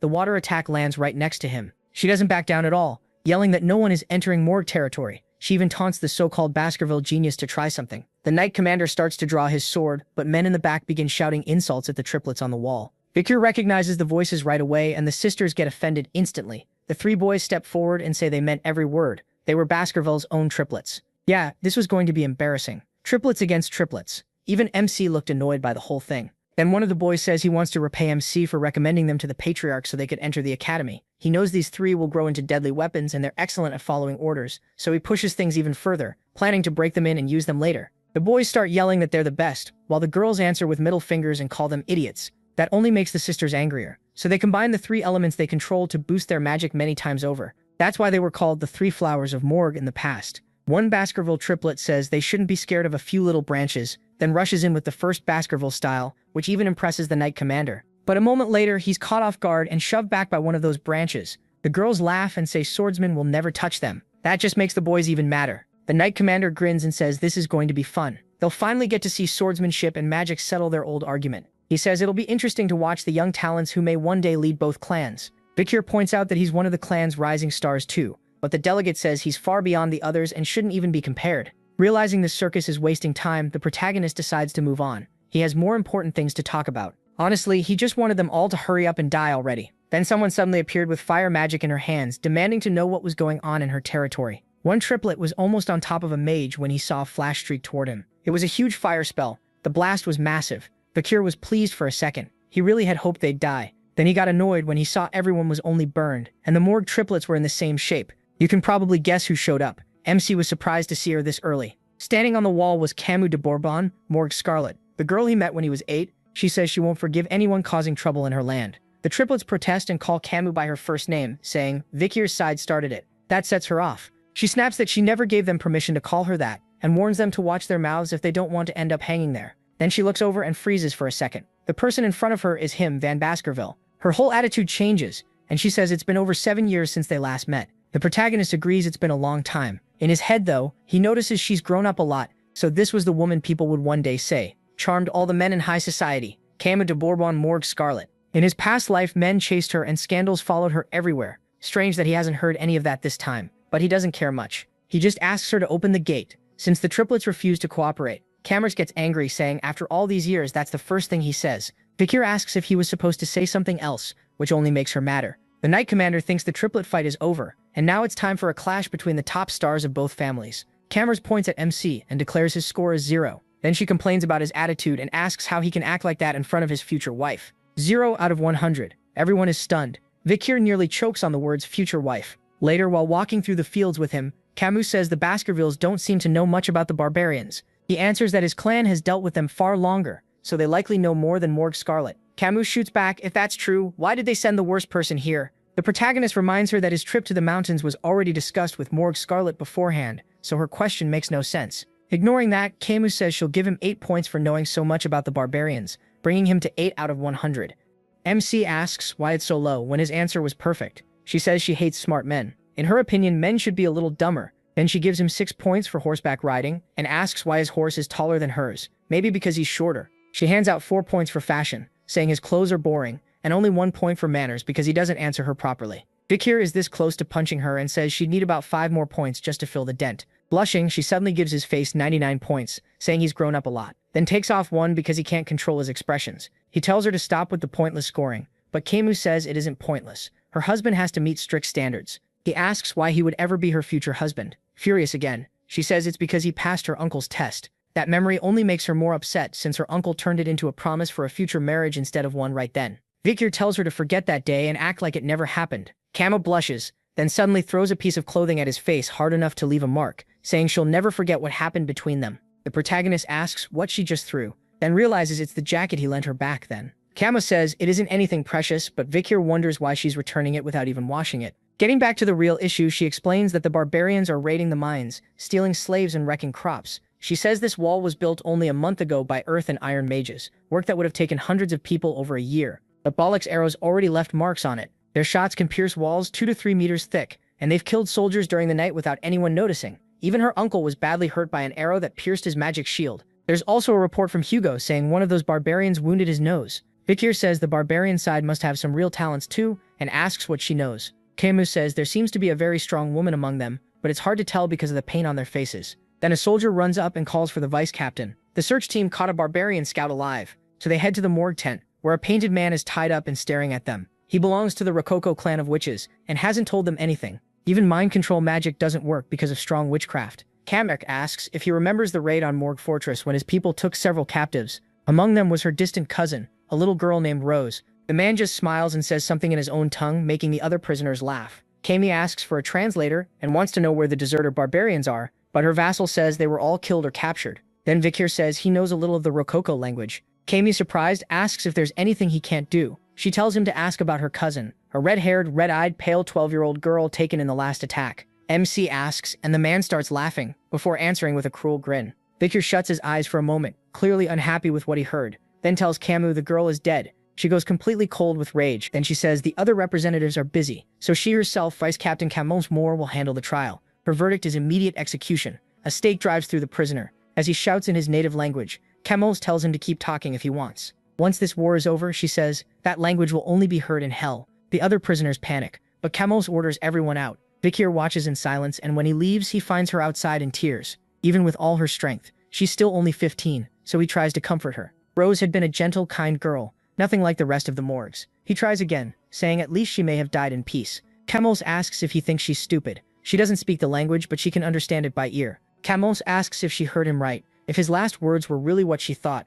The prisoner had said he did horrible things to the girl before she died. That made Camus break down even harder. She'd been holding it in, but now she fell apart, apologizing over and over for failing to protect her cousin. The protagonist thought about comforting her, then stopped. Maybe he didn't know how, or maybe he chose not to step in. A while later, Camus said they had to get revenge fast. The protagonist reached out and told her she was right. That made her blush for a second. Just as she was about to take his hand, a loud bell rang, the signal for a barbarian raid. Their chance for revenge came sooner than expected. On a hill near the fortress, a barbarian rider sat on a giant wolf with a bow ready. She took careful aim, then she fired at 2 guards on the wall. By the time they noticed, it was too late. The arrow tore through everything in front of it. After the shot, the archer shouted orders in her own language. That was the start of the assault on the Morgue Scarlet clan. The attackers quickly seized several people. They rushed in on wolves at full speed. Vikir wondered if he'd moved too far ahead on his own when a lasso flew at him. In an instant, the Balach tribe had caught him. He barely reacted. The women were thrilled, saying they had finally found a man. Maybe this one would make a fine husband. From that, MC figured out the tribe kidnaps husbands and wives to breed stronger bloodlines.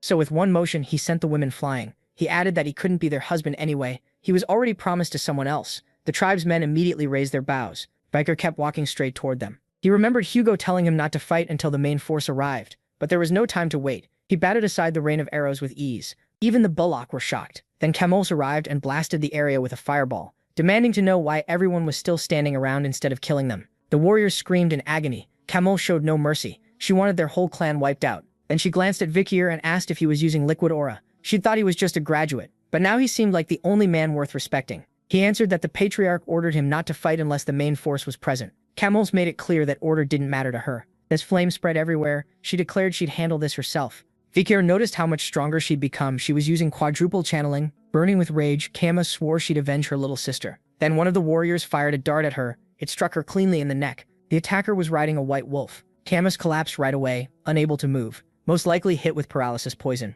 The warrior instantly threw a rope to capture her. Vikir jumped in front of it. He wanted to retreat, but Camus was focused on saving the land, rescuing the captives, and getting revenge for her sister. While he was in the middle of warning her again, he caught an arrow coming from behind and dodged it at the last second. The shooter stood on top of a tent, probably the strong woman Kama had mentioned earlier. Then Camus was taken. She yelled for Vikir, and he remembered that in his past life she had been kidnapped by the barbarians when she was still young. Not long after that, she wiped out the whole tribe and came back as the Crimson Black Queen.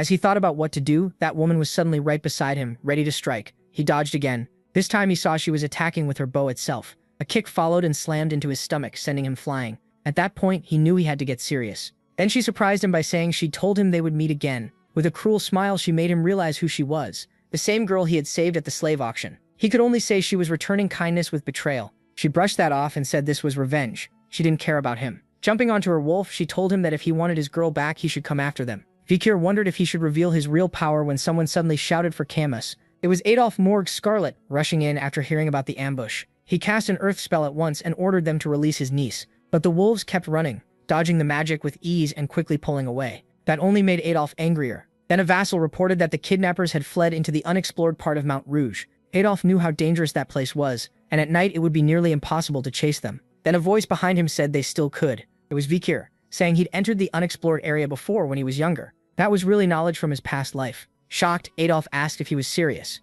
One of the vassals warned that going into Mount Rouge at night was suicide. Adolf answered that anyone who wanted to quit could do so. He wouldn't force them. Deep down, he already knew this boy was different, and now he had no choice but to trust him, so he begged Vikir to save his niece. By nightfall, they were in Baskerville territory, inside the deep forest of Mount La Rouge Ut-le-Noir. This place was full of monsters and traps, bone-sucking mosquitoes, poison vines, silent spiders, and countless other dangers. Most people wouldn't last an hour there, which is why it was called the soul-devouring forest. But Vikir wasn't most people. Adolf asked the Knight Commander if every young Baskerville was like this boy. The answer was simple, not even close. He was exceptional, even by Baskerville standards. He moved through the deadly forest like it was nothing. Everyone already knew his sword skills were incredible, but his stealth and sense of direction were just as scary. Then he suddenly stopped and told everyone to wait. The Baloch tribe hadn't gone far. He explained that hunters scatter dry leaves to hear intruders coming, so they had to move carefully from here on. Adolf cast a silent spell on Vikir so his footsteps wouldn't make a sound. He also warned that from this point on, the protagonist would be going alone. Adolf said he'd never forget this favor. Around a campfire, the tribe talked while Camus shouted that she'd burn them all when she got free. No one cared. They were more interested in the boy they almost captured, and Camus finally stopped yelling when she realized they were just chatting about hunting husbands and wives. As she sat there thinking, one warrior came over and bragged that all the men would envy him for catching such a fine woman. He couldn't understand her words, but her defiance was obvious, so he said he'd have to train this arrogant slave. Then the female warrior from before stepped in and ordered him to let go of her slave. He argued that he had captured Camus, but she shut him down. If she hadn't stopped that sword boy, he would already be dead. In other words, Camus belonged to her now. The man protested that she was a woman and shouldn't take a slave for herself, but she didn't care. He pointed out that she was being stubborn just because she was the captain. She snapped back that if he didn't like it, he could challenge her and she'd crush him. That threat made him shake. He quickly backed down and said he wouldn't challenge her. So the argument ended right there. The woman looked Camus over and said she had a fine face and strong body. She guessed Camus had an excellent bloodline and was probably the next morgue leader. Then she stepped on her shoulder and said the Morgs had once captured and sold her as a slave too. At least, she said, someone had shown her kindness, and she managed to escape that slave fate. But she had no plan to return that kindness. Instead, she'd slowly carve her will into Camus's very bones and tame even her soul, until her whole life was about serving her. Then an explosion went off behind the woman. She turned in alarm, not understanding what happened. A moment later, guards shouted that they were under attack. A mage was setting the whole camp ablaze, and Camus knew that voice at once. It was her uncle, calling for his niece and hungry for revenge. The battle had already started, but Vikir noticed something odd. The Baloch hunters, usually so coordinated, were totally disorganized. They looked lost, and some even cursed the Morgs for charging in and throwing everything into chaos in the middle of the night. Seeing them break, Adolf sent soldiers to chase them down. Camus was pleased for a moment until she heard someone behind her. She turned, and Vikir told her to stay quiet while cutting her ropes. Camus asked if he'd come to save her, but he only asked if she didn't understand the signal to keep silent. Then someone appeared and said she knew the sword boy would come. She described him as a boy with a powerful body, able to cover huge distances fast, and a mind strong enough to break through darkness. A pure youth willing to risk everything to save his woman. Laughing, she said he didn't need to ask about the past and could go on. Vikir was left confused by everything she said. Camus, meanwhile, locked into a mental clash with the girl, but none of it made sense because MC had no memory of her in his past life. Could this be the Night Fox, the archer who injured Hugo's nose? While he was thinking that over, a dart suddenly flew at them. He instantly used Beelzebub to shield Camus de Bourbon. The attacker was stunned, wondering how he saw it coming. Vikir grabbed Camus and said he'd take her to her uncle. She agreed, and they ran from the area as fast as they could. The archer started to grasp what was happening, but she still couldn't let the future head of the Morgue Scarlet clan get away. So she drew her bow with all her strength again, and fired a massive shot straight at Camus de Bourbon. But right then, the whole forest froze. The arrows stopped just in time. That was Adolf Morg's power. He arrived at the last second and saved his niece. He quickly began casting a spell to cure the poison, saying he'd bring her back to the sacred family. Before he could finish, Camus ran into Vikir's arms and said he had saved her again. Adolf grumbled that he had helped too, but Kamal snapped back that she'd tell her mother everything. At that moment, a rope whipped over the protagonist's head. The archer was trying to drag him away, warning that they had to leave now. Then she noticed he wasn't moving at all, and asked what kind of monster strength he had. Bakor easily broke free, and asked why she was in such a rush. Then a deep roar came from the forest. The archer panicked and said she had finally awakened. Even Beelzebub was warning him to run, something terrifying was coming. The archer shouted it out. Madame Eightlegs was on the way. A huge shape burst up from the ground with a crushing presence, and the Balak warriors cried out that Madame had finally appeared. At first, no one understood what they were seeing, but then that one shape split into many and shot in every direction. Adolf Morg Scarlet could only mutter that this was impossible. How had a monster like this stayed hidden here? Even Vicar was shaken. If his memories were right, the creature before them was an S-rank calamity. Madame Eightlegs, a disaster strong enough to wipe out a whole continent. Kamels was about to scream, but Vicar cut her off. He warned that even if it couldn't see, its hearing and sense of touch were incredibly sharp. He remembered many incidents on Mount Rouge, and a local had told him about a legendary creature there called Madame Eightlegs. After repeated reports, the Empire finally added her to the monster catalog. She was marked S-rank, an extinction-level monster that could destroy a nation alone. Right then, acid rained down at them. One Balak warrior screamed when some of it hit his hair, burning it off. The archer got angry and told him to stop making noise in front of Madame. Because of that sound, the monster had already turned toward them. She immediately ordered a retreat. The Morg Scarlet side also fell back. The Balaks scattered while the Morg Scarlet and Baskervilles fled in one big group, and that made them the easier target. One mage claimed bugs were weak to fire and told them to leave it to him. He launched a spell that struck the spider cleanly, and for a second the boy beside him thought it worked. Then in an instant the mage vanished. One of Madame's legs had pierced him. The boy barely saw it happen, and by then he knew it was over. He'd be Madame's next meal. Adolf, desperate, demanded to know what kind of monster this was. As they ran, Vicar went silent, then stopped and said he'd stay behind. The Knight Commander asked what he was doing.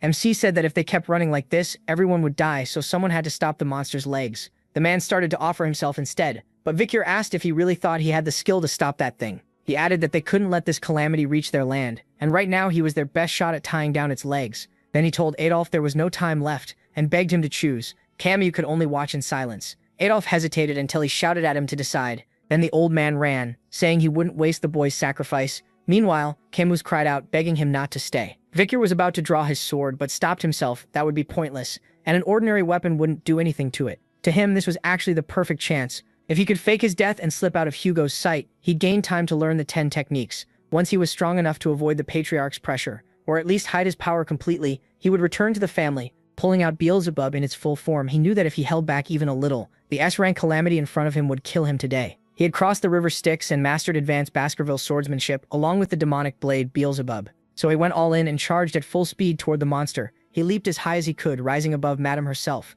She sensed the threat, and Vicar gathered all his aura into one strike, enough to tear the air around him. Then he unleashed the 5th Baskerville Fang. The blow was so massive that a bright light burst through the forest. A moment later, it exploded, and the sound carried for miles. Camus de Bourbon couldn't believe it. She broke down crying for him. That was the day history would remember. The day a boy not even grown yet became a hero. Then memories rushed into Vicar's mind. He remembered that terrible day when he was betrayed. He saw it all again. Hugo standing before him with the whole family ready to execute him. There was no mercy in his eyes, and his intent was obvious. With a single hand signal, the order was given. Vicar's world spun, and when it finally stopped, the last thing he saw was his father and the people he once cared about turning their backs on him. In his mind, he screamed for help, but no one answered. When he opened his eyes again in the present, he was staring at a strange ceiling. A rope hung around his neck, his whole body hurt, and he had no idea where he was. Still, even if he didn't know how many days had passed, he knew one thing. He survived the fight with the giant spider. Everything after that had been chaos, and he could only hope she hadn't lived either.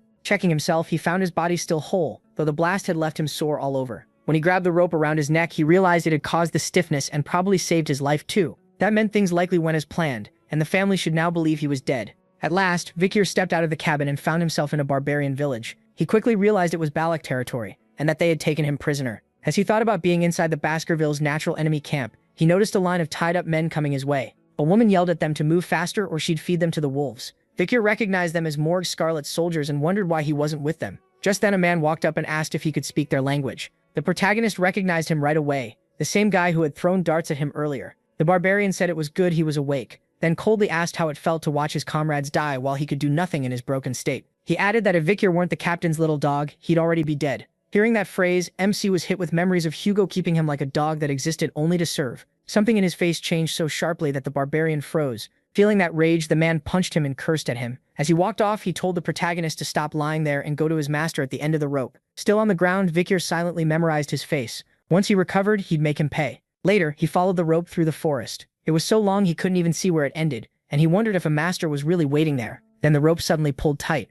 making him stop and look ahead. There he found a barbarian woman bathing, and the rope seemed to lead straight to her. She looked at MC, and he stared back. With a small smile, she told him to get down. In the next instant, he was yanked hard to the ground. An arrow shot past where he had been and buried itself in a tree behind him. The woman shouted at the children, asking why they were practicing archery there. Then she turned to Vikir and thanked him for saving her from becoming a slave that day. She said she'd already paid him back twice, and even got revenge for him. That's when he realized she was the one who had saved him from Madame Eight Legs, though he still wondered about the rope. She looked him over and said he seemed to come from a good family, which only confused him more. Then she added that she was curious how much they'd pay to get him back. That scares Vikir. If they try to bargain with the Baskerville family, his whole plan to get away from Hugo will fall apart. Then she suddenly smiles and asks if he got his hopes up. Too bad for him. She has no plan to let him go now that he belongs to her. As she cuts part of the rope from his neck, Vikir finally relaxes a little. The wild girl then says from now on, he should call her master. She likes the fire in his eyes, but wonders if he can also wear the look of an obedient dog. Still, this isn't the time for that. They need to head somewhere first. When the protagonist asks where, she's surprised he still hasn't figured it out.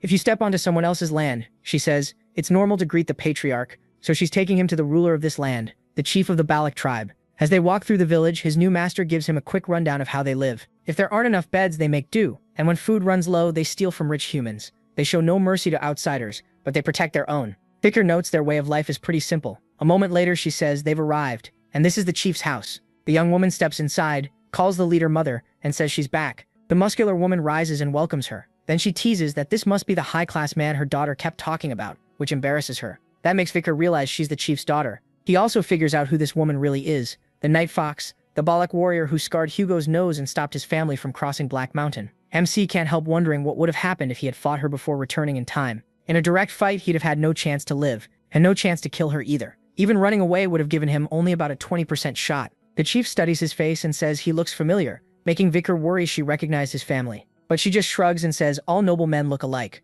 Then she asks her daughter why she brought him. If he doesn't seem worth much, her daughter argues he could be useful with training, especially since he risked his life against 8 legs. The chief barely cares as long as his important parts still work. That's enough for her. Flustered, the young woman says he'll only be her personal slave. Her mother points out that's not how she was talking about him before. Still, whatever her daughter decides, she'll support it. At that moment, Vikir touches the wood in the middle of the cabin. A few hours later, they're out in the forest. There, he says he has a question. He asks her name, catching her off guard. She expected something about being a slave. With a slight blush, she answers that it's An. Vikir asks what he should do now, and An snaps that he's a slave and should call her master. Even so, she lets it slide and gives him his first order. He needs to build his own house if he's staying here. She has another reason too. An doubts someone raised like him can build anything, so this will teach him his place and make him rely on her. The protagonist just smiles to himself. Building a house actually sounds fun. Before long, An is completely stunned because his cabin is already finished. She can't believe it. She thought he wouldn't know the first thing about surviving, and everything she brought to help turns out useless.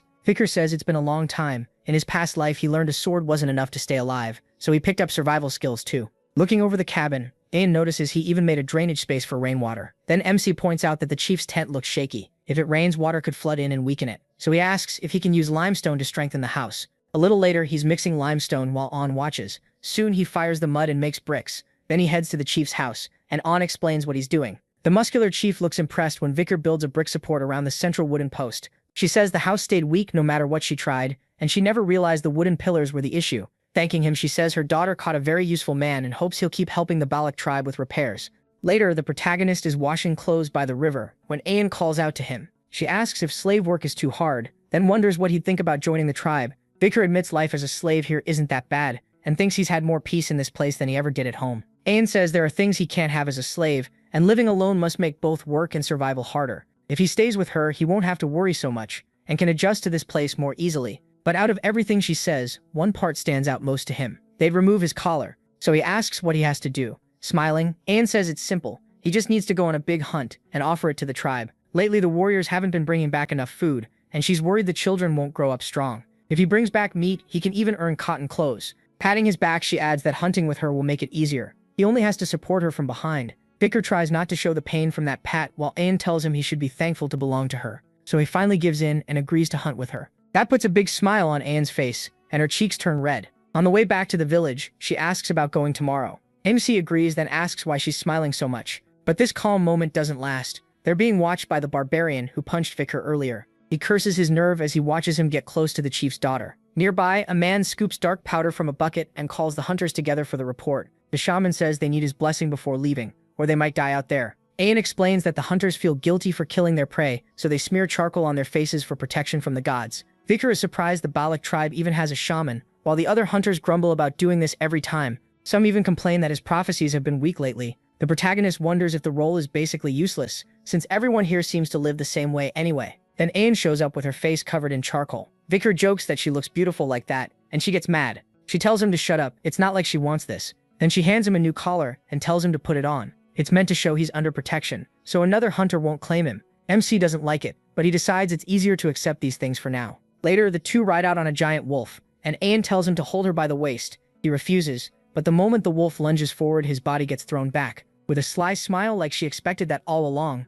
she says that's why he should have grabbed her. If he holds tight, he won't fall. After landing on the ground, Vicar tells himself he really needs to deal with this situation. Then he notices someone coming, the same man who watched him and hit him before. Ayan calls him Ahan, and he complains that she's flirting with a slave again and going way too easy on him. He boasts that this time he'll bring back a huge catch and become the next captain. While listening, Vicar suddenly notices something flying at him. It's a Hun's kick, and it lands right on his head. Right after, a Hun says she never should have given a slave a guard collar, and asks how a half-broken man like this is supposed to help on the hunt. A Hun who looked worried before now smiles and says she gets his point, but he lost something important too, and sure enough, something is missing from his waist. Spitting a little blood, Vakir holds up a Hun's arrows and tells him to watch his weapons better. If he can't even do that, he won't be able to. Furious, a Hun rushes in to punch him again, but a Hun steps in before he can. She asks who owns this slave because only that person gets to decide what happens to him. A Hun argues that a mere slave insulted a warrior, but a Hun shoots back that he started it by insulting Vakir first. That only makes him madder, and he asks if she's fallen for this loser. Without changing her expression, a Hun says that if a slave crosses the line, then yes, he deserves punishment.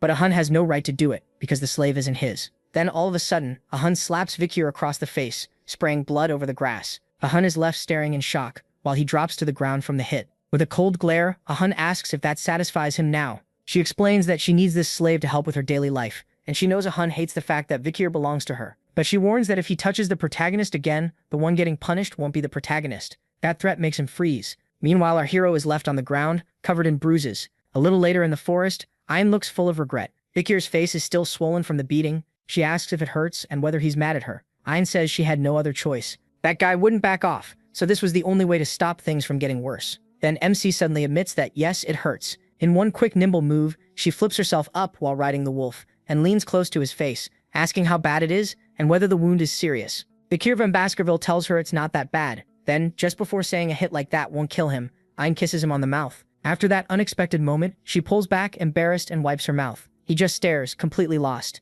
He wonders if this is how barbarians treat wounds, then thinks it's actually pretty risky since it could infect an open cut. Ayan asks what he wants, saying she'll give him anything she can. That makes him ask if she really means anything. Vakir van Baskerville pauses to think. Ayan goes stiff, wondering what he's about to ask for. She's clearly expecting something very different. But instead, the protagonist Van Baskerville asks her to teach him archery. Totally let down, she says. The special lessons start tomorrow. So no. The next day, arrows start flying into a tree, while Ayan says her slave has no talent for the bow. In truth, she's mostly using the lesson as an excuse to touch him a little. She explains that this is how children training to be warriors start out. Since he can't handle a sword in his current shape, he should at least learn the bow. Just then, the white wolf shows up and grabs her attention. Ayan asks if it found what she sent it to look for. Once she sees it did, she tells the protagonist to get ready because they need to move right away. Somewhere else, they reach a stream. Ayan says this is where the river heads out to the ocean, so the current is strong. Because of that, lots of creatures gather nearby. The fish follow the flow, thinking the current will help them escape predators. But what waits for them is even worse.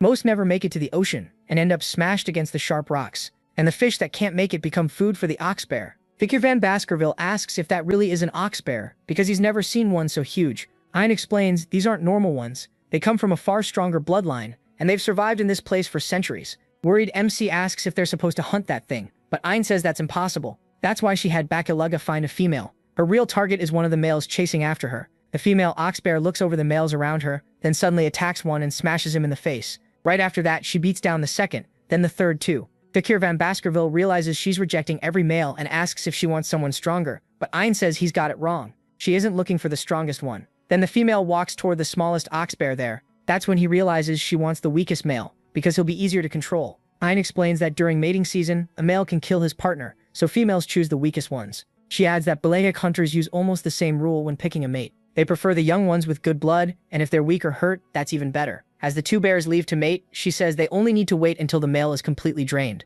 A few hours later, loud roars echo through the area. Vikir looks tired and disappointed, already knowing what that means. The noise is all coming from inside a cave in the mountain, and he says he's been listening to those bears for 3 straight days and barely knows why he's even here anymore. Ayn asks if he gathered enough food for both of them, and he says yes, explaining that the bears stayed in the cave those 3 days because he kept bringing them food. These fruits give a burst of energy, but they wear down the body by draining life. The females are smart enough not to eat them, but the males will swallow anything to keep up. While making soup, Ayn tells Vikir to eat well, but he can't focus at all with the bears going wild inside that cave. Then she casually says that's normal, which catches him off guard. She adds that the men in her tribe are the same, and wonders if his people aren't like that. Suddenly she asks how he's doing, and leans in, curious if he thinks he can, but before she finishes, a huge roar blasts out of the cave. At once she tells him to get ready, saying the female must be sure she's going to get pregnant now. When the male collapses inside the cave, the female roars and drives him out. Ayn explains that once it's over, he's just another predator in her territory, so she chases him off for good. Vikir van Baskerville says the male hasn't slept in 3 days, so now he'll look for somewhere to rest.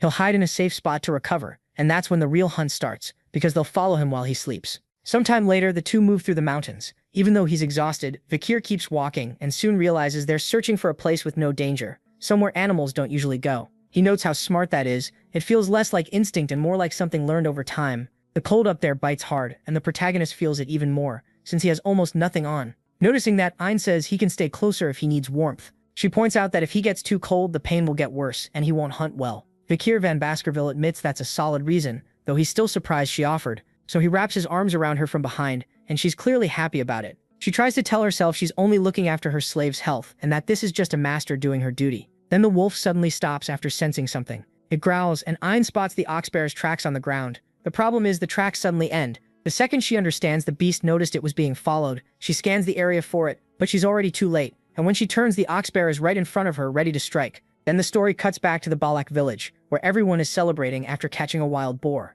One hunter says a beast that size can feed the whole village, while others complain they only got 3 rabbits. The one who brought in the boar is Ahun, and he's already picturing himself becoming the next captain. Others say that no matter how strong Captain Ayn is, hunting alone has its limits. Someone points out that she took the slave with her this time, but Ahun mocks the idea, saying that injured knee makes him useless. Then we jump back to Ayn's desperate moment. The bear's attack is inches from her face. Before it lands, Vikir grabs her from behind and yanks her out of the way. The strike is so strong it slices off some of her hair. Even so, MC Van Baskerville saves them both from getting hurt. The wolf bares its fangs at the beast and rushes in to attack. Still holding Ayn, Vikir asks if she's okay. She says she is now. Ayn adds that the bear must have realized it was being tracked. It may be small, but it's clever. He says they have no choice now, they'll have to fight it. But Ayn tells him to stay back and rest for a bit because she'll prove she can be a master worthy of him. A little later, Vikir hides and wonders what she meant by resting, because it looks more like she plans to do the whole thing alone. As he watches, he realizes the Balak tribe fights in a very different way. Arrows start slamming into the oxbear. Ayn shouts at it in anger, saying it embarrassed her in front of her slave. Before she can fire again, the oxbear ducks behind a rock. That only annoys her more, and she declares that hiding won't save it. No barrier stops a true arrow from reaching its target. She shoots straight at the rock. The arrow hits the stone and bounces away. But that was only the setup. A glowing strike follows and pierces the oxbear's body, making it scream as blood spills from its mouth. Vikir is stunned. Even with the beast behind a rock, her aura passed through the stone and hit it. This isn't ordinary archery. It's the skill of someone built to hunt and finish prey. When it comes to talent, this girl might even surpass Camus. Morgue Scarlet. As blood drips from the oxbear, it looks nearly spent, but still forces itself to charge at the girl, who keeps firing without pause. Even with one eye pierced, the beast refuses to stop. Ayn says every arrow she fires carries her truth, and that her shot can pass through walls to reach its prey. Then she readies the final arrow to end it, and the bear clearly senses the danger. With a sudden move, it barely dodges. The shot only snaps off one of its horns, leaving Ayn shocked. As the bear keeps attacking her and the wolf, Ayn gets slammed down and tumbles across the ground, finally stopping a short distance away, covered in bruises. Even so, she doesn't lose her resolve. She remembers her mother saying that when a beast is close to death, its senses get even sharper. She had put everything into that last arrow, and the second she relaxed, the bear caught her off guard. Now it slowly moves toward her, looking far bigger than before, and Anne thinks this is where she dies. Then Vikir shows up, asking if she's done proving her pride as a master, and steps in to strike the bear with his bare hands. Now it's his turn. He thrusts his hand toward the beast's mouth, and at the last instant activates Beelzebub in his arm, blasting out a huge wave of fire. Ayn freezes, shocked by where that flame came from. The bear is too drained to fight back, and Vikir stands over it without moving. Watching him, the young woman seems even more drawn to him. But he's only acting tough. He pushed himself too hard with that last move and drops unconscious just as the bear finally goes down. By the time they return to the village, it's already night, but nobody is resting. The whole place is celebrating the day's hunt. People pass around big bowls of soup while Anne explains that whoever brings in the biggest prey earns the village's respect and thanks. She asks Vikir how it feels to be the hero of the hunt, but he really doesn't care. She goes on, saying ox bears are strong, savage, and smart, which is why they count as a true hunter's prize. Taking one down is nothing like chasing a boar. Then she turns to a hunter nearby and questions if that's really true, clearly bothering him. He passes the protagonist a bowl of soup, and MC asks why his portion is so small. The man says it's because he's already gained everyone's respect. That's their banquet custom. The one who contributed the most gets the least food and the most honor. Vikir isn't impressed and wonders if meat wouldn't be better than a little honor. Still, his real reward isn't the meal. After killing the ox bear, he stole its skill. When he holds his breath, he can raise his weight to 600 kilograms. And that isn't all. After Beelzebub devoured the monster, his body was almost fully healed. Then Ayindi's soul calls out to him and hands him another bowl, saying this should be enough, and that she took it from the shaman using her authority as a hunter. Vikir says he's already full, but she keeps insisting he has to eat it. According to her, if your eyes are bad, you eat the prey's eyes, and if your heart is weak, you need to eat the right part too. The other women tease that she's the only one worrying so much about him, and her motives are pretty clear. He takes a bite and says it's really chewy, clearly not enjoying it. The one who's happiest, though, is Ayin. She tells him that now he'll be able to do his job. Vikir, who has no clue what she means, just stares in confusion. The next morning arrives in the Balak village, and he's already awake. He studies a huge tree that was sliced clean through. On the side is a small smoking cut, and that makes him realize what she said yesterday was true. Then he recalls asking Ayin de Sol why so much high-quality meat had been left there. He brought up the village's food shortage, but she cut in and explained it was an offering, something given to the Madam of Eight Legs in exchange for permission to live in the dense forest. Thinking back to his last encounter with her, Vikir realizes he was reckless to fight her. He also decides she's a demonic, annoying creature. Later, while walking through the village, he notices something strange. A long line of women is gathered outside someone's cabin. He wonders if it's some kind of ritual, and hears that some of them have been waiting since before sunrise. One woman says that after his achievements, he'll probably lose his slave title and get to pick one of the village girls as his wife. Then someone appears and grabs everyone's attention. Ayin de Sol storms in, furious that they dared mess with what she calls her property. The women don't care about monogamy and tell her to use him first, then pass him along. Ayin refuses. She wants Vikir to herself and has no plans to share. With a dangerous glare, she warns that she'll deal with anyone who tries. After they back off, she mutters that they were like snakes trying to steal from her. She adds that since she gave him that dish yesterday, she expects him to do his job as a man. But then she turns and notices Vikir has been watching the whole time. He stares back seriously, wondering what exactly she fed him last night. Ayin de Sol tells him her mother called the elders together last night, and thanks to his honorable hunt, he can ask for anything. She already thinks she knows what he'll request when he meets the village chief. A little later, they head to the leader's tent. The elders sit on one side and the tribe's top hunters on the other. In the center, Vikir kneels before the village chief. The powerful woman watches him from her seat. She says she heard he was the one who brought down the ox bear, and thanks to that, she gets to enjoy excellent meat. She thanks him for his work and notes that his body seems to have recovered well. Vikir politely agrees, though inwardly he feels this situation is familiar and still interesting. This Fox Knight, the genius archer who made the Empire fear a tribe of only 300 people, carries real weight, yet she speaks with warmth. She says it's time to reward him for the hunt, and she can even remove his slave status. But as she starts welcoming him as family instead of a slave, the shaman from earlier clearly objects. The protagonist remembers hearing that the council was unhappy with this idea. That elder who painted the hunters' faces is the shaman Ahemen, a Hun and a Huel's grandfather. The chief declares that now that he's officially part of the tribe, she wants to hear his wish. Even if he's family now, she says she didn't raise him, so she'll grant him a proper reward. If he wants any woman in the village, she'll make her his wife, or give him a slave. Vikir notices his former master's signals and understands what she wants him to ask for. The chief sees it too, but only thinks her daughter has fallen hard for the boy. But what MC actually wants is to bathe in the Spring of Heroes. That request shocks the elders. Ayin de Sol, though, looks thrilled. The tribe chief's voice turns sharp as she asks if he even understands what he just requested. The shaman snaps at him too, demanding to know who he thinks he is. Only warriors with great achievements are allowed to bathe in the Spring of Heroes. Ayin agrees only those who have proven their strength can enter it. Ayin de Sol argues that he already proved that by bringing down the ox bear. The chief asks again if he truly knows what he's demanding, and Vikir calmly says yes. The Spring of Heroes is sacred, reserved for the greatest warriors. Its water can heal both inner and outer wounds, but it takes a long time to gather enough, so only the most accomplished fighters are allowed to bathe there. One elder says they can't allow someone who just joined the tribe to use it, while another says it may be worth it because the boy has great promise. The chief actually seems willing to accept, but the shaman and his supporters push back hard. Then something suddenly interrupts the meeting. A sound echoes across the whole tribe. Vikir asks if it's a war signal, but Iowan says no, it's visitors. Nobody would be foolish enough to attack the Balak tribe. The chief says they'll continue this later, and dismisses everyone. The shaman elder is clearly unhappy about that, and shoots him a vicious glare. Outside, a crowd is already gathered, and Vakir asks if these are the visitors she mentioned. Several carriages from the Empire are unloading food and vegetables. Ayan explains that they're merchants bringing goods the forest doesn't provide, but the protagonist notices the insignia at once. It belongs to one of the 7 great clans, the Burgese clan. They should be in the imperial capital. So how did they get through Baskerville and more Scarlet lands? If neither side would allow it, then this has to be smuggling. An elder says that if they brought valuable goods, they should come trade. So the tribe members quickly start bargaining. Vakir quietly watches and realizes the merchants brought common supplies, yet they're taking rare materials from the dense forest in exchange for basic goods like grain. There's no way they don't know how valuable those materials really are. They're just taking advantage of people who don't know prices. Still, that's the Balak tribe's problem, and if anyone recognizes him, it could become his problem too. Then Ayin complains that the whole thing is unfair. She asks how a diamond can be worth just 1 ear of corn, and for a moment Vakir is impressed that at least one of them gets it. Then that feeling dies when she proudly demands 2 years worth of corn instead, thinking she made a great deal. The others follow her lead and start asking for more in their trades, which only annoys the old merchant. But since he can't really argue with a tribe full of warriors, he gives them what they ask for. Even so, he still thinks they're idiots who have no clue what their goods are actually worth. Right then, a little girl walks up and tries to trade a dung beetle larva for a glass ball that helps people sleep. The seller instantly looks sickened. He smacks the larva away and asks who would ever eat something like that. Then he turns and mutters that the girl may be stupid, but she's pretty. He even says she'd sell for a high price as a slave. A hand suddenly drops onto his head.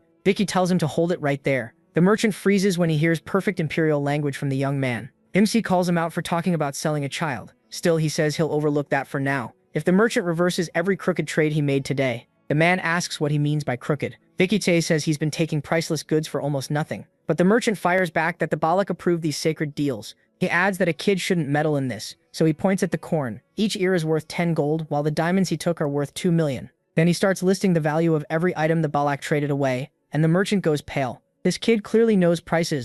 Looking at the glass ball, the protagonist explains it gives pleasant dreams, but it's really a drug that poisons the user. Its tiny pores slowly release the substance into the body and destroy it over time. He crushes the ball and says the Empire banned these years ago, which means they're being smuggled in. Now that his scam is exposed, the merchant starts to panic. A mustached tribesman comes over, asks what's going on, and realizes someone caught everything. Even without understanding all the imperial language, he pieces enough together to learn these traders caused the tribe's recent sickness. The merchant tries to brush it off as a misunderstanding, but an arrow instantly punches through his shoulder. He cries out in pain, and Ainzin is furious. She shouts, asking how they dared cheat the Balak. The rest of the tribe quickly understands the scam too. Still writhing in pain, the merchant realizes how bad this has gotten. He orders his men to leave everything and get out at once. Bakir asks why Ayan let them leave, warning that merchants like these won't forget losing money. Ayan says she never planned to let them live. When you wound a beast that runs with a pack, it always goes back to its den. Sure enough, the merchants soon meet with mercenaries and tell them to get ready for battle. By night, a bird circles above and lands on Aegean's arm.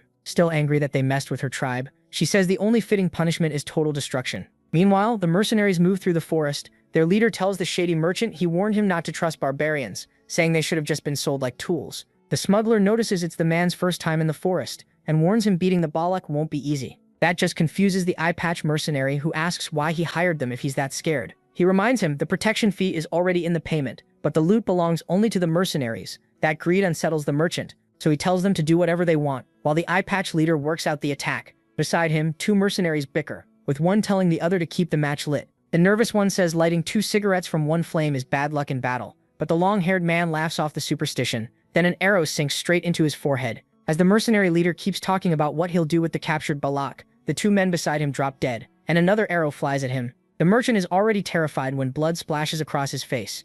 Now the whole mercenary group realizes they're under attack and scrambles to defend. From far away, Agyan directs the archers and tells them not to miss. Fakir watches, knowing Balak archers can aim using nothing but the glow of lit matches. A man arrives carrying barrels, saying he brought what was requested to prepare. Meanwhile, the mercenaries tighten formation and try to hold off the attack. Arrows tied with ropes shoot into the trees, and the barrels are hung between them. More arrows follow, leaving several barrels dangling over the mercenaries as they wonder if they're explosives. They get their answer when thick liquid starts pouring out. A second later, flaming arrows strike the mess, and a huge blast erupts over the mercenaries. They catch fire fast while the merchant hides farther back from the fight. He can't believe the barbarians came up with a plan this smart. Then he senses someone nearby in the woods and recognizes the same brat who ruined everything. Shaken, he warns Vakir that he'll regret it if he touches him. He pulls out a permit from the city, stamped by the new vice consul. That paper makes MC pause, and he asks if that vice consul would be Van Baskerville. With a cold stare, he says that's strange. He doesn't remember signing it. Only then does the merchant understand who he's dealing with. Before he can say a word, arrows rain down on him. Vicure fires them himself and says this is the price for forging a Baskerville seal. Then Yan rides in on her wolf and tells him to move now. The mercenaries hiding behind shields notice the arrow storm has stopped. One of them says, "It's strange. Everything went quiet." Soon they start mocking the Balak, thinking the barbarians fled because they couldn't win. Then something massive rises behind them from the forest. It's the madam spreading her limbs and tearing through everything. From a distance, Vicure hears their desperate screams, while Yan praises his idea of luring the madam in. The protagonist says he feels the same thing every time he sees her. That creature isn't a monster, it's a disaster. Sometime later, the tribe leader finally allows MC into the Spring of Heroes. He solved the food problem, helped in battle, and uncovered why the warriors were getting sick. Taking all that into account, she calls him a brave warrior, and adds that tonight is also a full moon. Then she sends her daughter to guide Vicure to the Spring of Heroes. On the way, the girl looks pleased that the elder can't object anymore. He claimed the sickness was a curse, so now nobody takes him seriously. That reminds him of the merchant saying the shaman approved the trade. Later, deep in the forest, he rests in the spring. Even animals are soaking in it. The water works so well he can feel his mana clear up, and his bones and muscles settle back into place. It's a bit weaker than the river he used as a child, but still valuable since anyone can use it. But the effect is cut in half, because Yan is bathing there too. Like a true Balak, she doesn't care. This spring exists thanks to Lord Adonai who first found it. He was the only one strong enough to fight the madam alone, maybe the greatest warrior in Balak history. Now that Vicure is one of them, she says he must honor that legendary ancestor. After that, Yan suddenly goes quiet and blushes. She remembers her mother praising the protagonist and saying that if he healed enough in the Spring of Heroes, he'd be ready to fulfill his role as a man. That thought makes her look at him with clear desire. She decides tonight will be the night Vicure becomes hers. Trying to start things off, Aged says she already knew the merchants were taking too much profit, so this was a good chance to make them pay it back. MC just smiles a little and says he understands. She gets embarrassed. She knows the diamonds were worth far more than corn, but she still tries to act like she understood the trade, until he says exactly how many ears of corn one diamond can buy. The number makes her jump in shock. She can't understand what people even do with that stone to make it so valuable. Vicure says that part doesn't matter. Then he asks whether she'll call him slave or use his name, because he doesn't like leaving things unclear. For a moment, she thinks about what to call him, then says nothing. Instead, she moves closer and asks if he really hates ambiguity that much. Lifting his chin, she says she'll clear it up right now, because she wants to call him neither one. She leans in, ready to confess, but a bunch of kids suddenly jump into the spring and ruin the moment. They rush over to Ajan and Vicure, who both ask how they even got there. Watching the children splash around with Ajan, the protagonist keeps wondering what she planned to call him, if not slave or his name. Ajan yells that the spring's effect will be cut in half if the kids get in. But MC reminds her she just said a true Balak wouldn't care about that. A Hun arrives and says the matriarch sent the sick children to cool off in the Spring of Heroes. That only makes Ajan angrier. Sure, her mother is mocking her. Then a Hun walks up to Vicure, thanks him for helping his little sister, and apologizes for judging him all this time. He simply says it's fine. That answer annoys a Hun. He's giving a real apology, and that's all he gets. Ajan just smiles to herself, thinking there's still time, then gets Vicure's attention and congratulates him on officially joining the Balak tribe. 2 years later, Ajan takes a brutal punch to the face and crashes to the ground as the one who hit him stares down. The other warriors are stunned by what they just saw. The winner says Ajan was weaker than expected. Then it's revealed that fighter is Vicure, now 17 and far stronger than before. Ajan asks for one more round, but the protagonist says he's done fighting. As he heads through the forest, he says he's going for a walk. Once MC leaves, one warrior says he's become a monster after recovering. Another adds that even his archery is now on the commander's level. Someone else laughs it off, saying even he could hit Ahun hard enough to make his nose bleed. That joke dies fast when Ahun says the punch never even touched him. The force of the swing alone sent him flying. Deeper in the woods, Vicure looks a little worn out. Still, he thinks he can now use the six prey perfectly. The marks he left in the stone show just how much power he's gained. He still has a long way to reach the 10th form, but mastering the 6th at 17 is already amazing. He now has 6 mana circles too, enough to rank with high-level graduates. With the River's Blessing and the Demon Sword, he could even face a top graduate. Looking off to the side, Vicure realizes it's already been 2 years since he entered this forest. He starts wondering if he should say goodbye to the tribe once his prep is done. Nearby, Ahun's white wolf gets distracted by a butterfly. He stays focused on the trail of a Machosu snake from the deep forest. He says it's huge and old, and if they catch it, they'll have enough food for 4 days. A moment later, he notices his partner isn't paying attention. He asks why she's so distracted during a hunt. She awkwardly says another hunting group wanted her to ask him something, and Vicure can tell she's hiding part of it. Then she pulls out a knife and says they found this. The dagger came from an Imperial outsider passing through the forest. She asks if the protagonist knows the emblem on it, and he does. It belongs to Leviathan, one of the 7 Imperial clans just like his own family. At first she thought it might be tied to the merchants. Then she explains those people were pouring some red liquid around the forest. Her group even caught one of them, but the man chose death over talking. Vikir keeps staring at the knife until she calls his attention again. She says there's something else he needs to hear. Then she asks if he wants to return to his homeland. She explains she hates hiding things, and a few days ago another Imperial person came into the forest. That shocks Vikir because they were probably looking for him. Ayen grows serious before dropping even bigger news. She says the woman has been coming back ever since he fought that madam, tracking his traces in the forest. With a sad look, she asks if he plans to go with her. In her mind, he must be tired of hiding and ready to leave with that woman. She thinks about stopping him with tribal rules, but knows that won't matter. To her surprise, Vikir says he has no wish to go back. That answer lights her right up. She asks if he's serious. When he confirms it, she breaks into a huge smile. She hugs her wolf in relief, happy that Vikir isn't leaving, while he quietly thinks things through. He knows he can't return until he's sure he's stronger than Hugo. He wonders whether the clan has moved past everything, or if outside forces are pushing this. Since the clan allowed a search party, their alliance must be strong. To MC, that means something changed after his death. Either way, he knows he needs to check the outside world soon. Before he can finish that thought, a giant fish bursts out of the water. It startles both of them at once. The thing is as big as a great white shark, and it crashes down right in front of them. Bakura wonders if it's a dipnoic fish. Ayen explains that when one this big appears, a heavy rainy season is coming. Then he notices something important. An arrow is stuck through the creature. To find out what happened, they cut it open. Inside, they find a man's bones, the remains of someone swallowed alive who tried desperately to fight back. Ayen says the clothes look like they belong to the Rococo tribe, and from the pose he must have panicked after being eaten. That makes no sense to her, since these fish usually feed on things already dead. Vikir says maybe the man was so weak the fish got confused. But that only raises another question. Why would someone that weak be hunting unless his tribe was in trouble? Something may have happened nearby, so they decide to investigate. A few hours later, they reach another area. As they get closer, Iveen looks sickened. The whole village has been wrecked. Every Rococo warrior is dead. While checking a body, Vikir spots red marks, and Iveen points something else out. It's already past dinner, yet there's no smoke rising from the village. They move in and find bones hanging around, and the tribe completely empty. The protagonist finds it strange that he can't sense a single living villager. Even the grass shows it hasn't been cut for quite a while. Iveen wonders if the tribe moved somewhere else, as she steps into a hut. Then a swarm of flies bursts out and startles her. Inside is a barbarian who died alone. Iveen calls out that she found a body, and Vikir says he found one too. Those red spots remind him of a plague that spread through the forest before he came back. It was called the Crimson Death, a deadly disease that wiped out many barbarians and humanoids.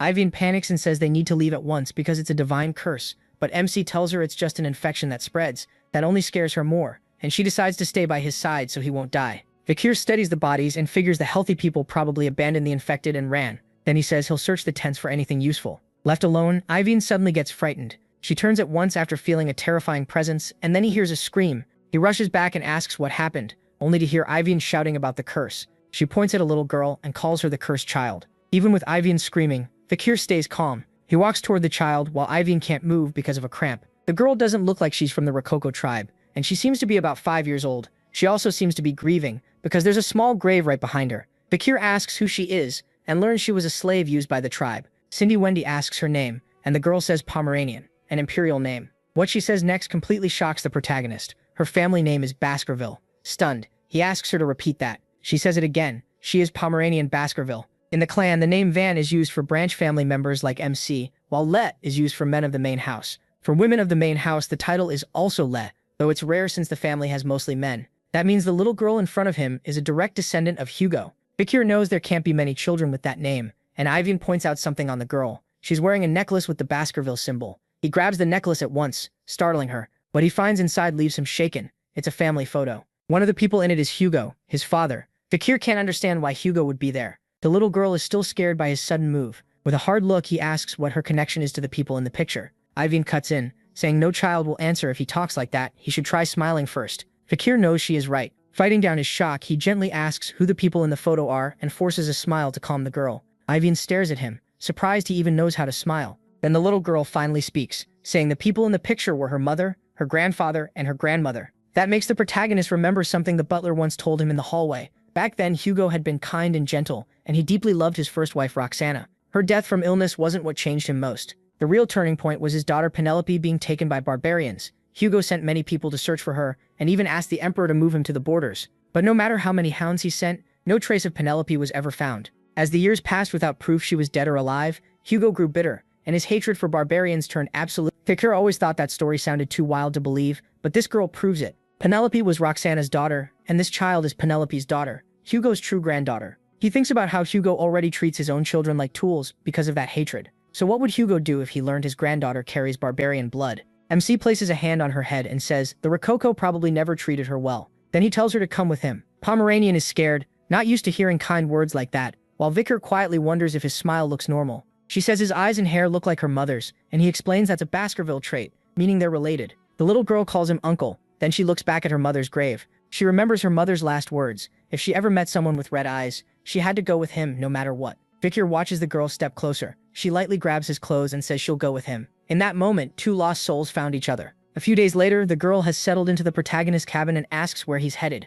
She runs into his arms and he tells her he's meeting the tribe leader. Holding her, he wonders if she's scared to be left alone. It's kind of sweet, but raising a child is way harder than he expected. Since there's no other choice, he wraps her in a cloak and carries her on his back. He knows she can't grow up in Balog village and should be raised somewhere with imperial culture. The plan is simple: leave the forest, pass through the city, and ask Chihuahua for help. Then Vicky reaches the tribe leader's cabin. She asks if some kind of plague is spreading. With the rainy season close, contaminated water could spread it fast and cause huge damage. Then the shaman suddenly shouts that this isn't a plague, it's a curse. According to him, only a great offering can stop it. Adon argues back, saying it's not a curse at all and they need to move the village. The elders refuse right away. They won't abandon their sacred land. The younger ones worry about the children, asking what future is left if everyone dies. The fight between old ways and new ideas goes on for a while. In the end, the choice falls on the tribe leader. Watching from the side, Vikir thinks about the Red Death. It was as deadly as the Black Death that once nearly ruined the Empire. It spread fast, and the Empire only survived because Kami made a wall of fire to stop it. Saint Dolores from the Divine Clan also used her holy power to wipe out the plague, but her healing only covered the Empire, so most barbarians on the mountain died in the forest. That actually helped the Baskerville clan. After the barbarians died, monsters spread out of control and started attacking civilians.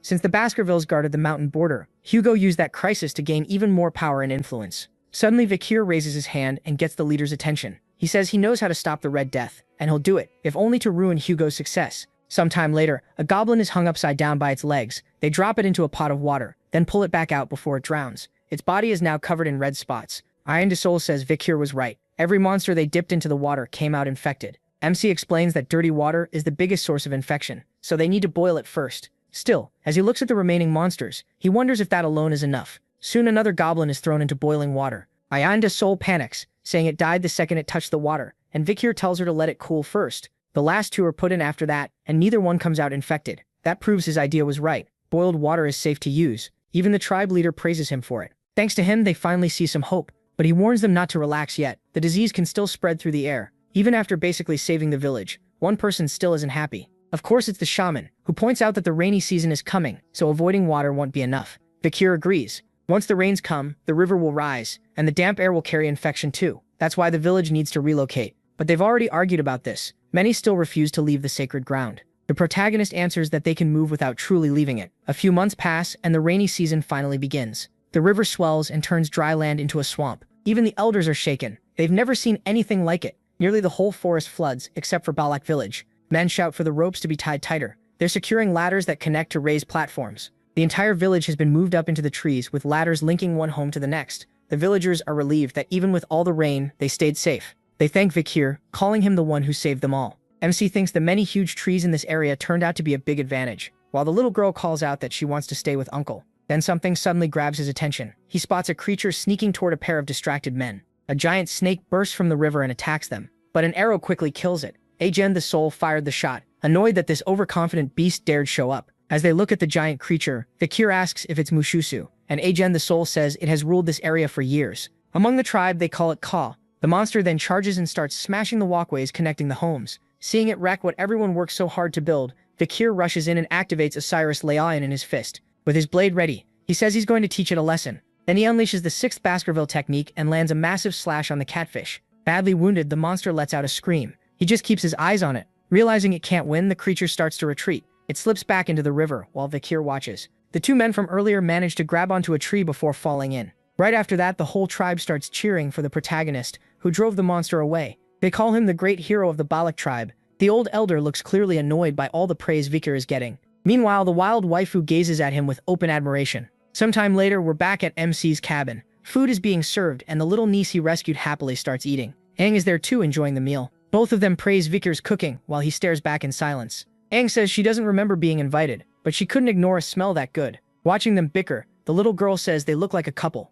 That makes someone very happy, and she hugs the child, calling her adorable. He can only wonder when those two got so close. Then a sudden gust of wind cuts through his thoughts. He looks over and sees someone entering the cabin. Aang glares and demands to know why he's here. It's a Han standing there soaked from the rain. He calls out to Vikir and with tears in his eyes, says the protagonist has saved the village again and again, so maybe he can do it once more. Then he begs him to save his sister. She's come down with the rare Red Death. The two hurry to Ahan's cabin. There, Vikir finds his sister weak and barely moving in bed. Seeing her condition, he asks how long she's been sick. Ahan says she probably got infected while collecting wood in the swamp. Aang adds that the girl is kind and always tries to help everyone. Before MC can answer, someone else barges in. It's the elder, already angry that his grandson ignored him and ran to the outsider for help. He keeps hurling insults, claiming his granddaughter is suffering because of the Empire's spy. Vikir and Aang watch the argument tensely as the elder yells and strikes his grandson, saying he's nothing like his mother or father. Opening his umbrella, the old man says this one last time, it's a curse, and only a sacrifice can stop it. Then he orders his grandson to quit trusting the Empire's spy and says the leader will finally listen to him now.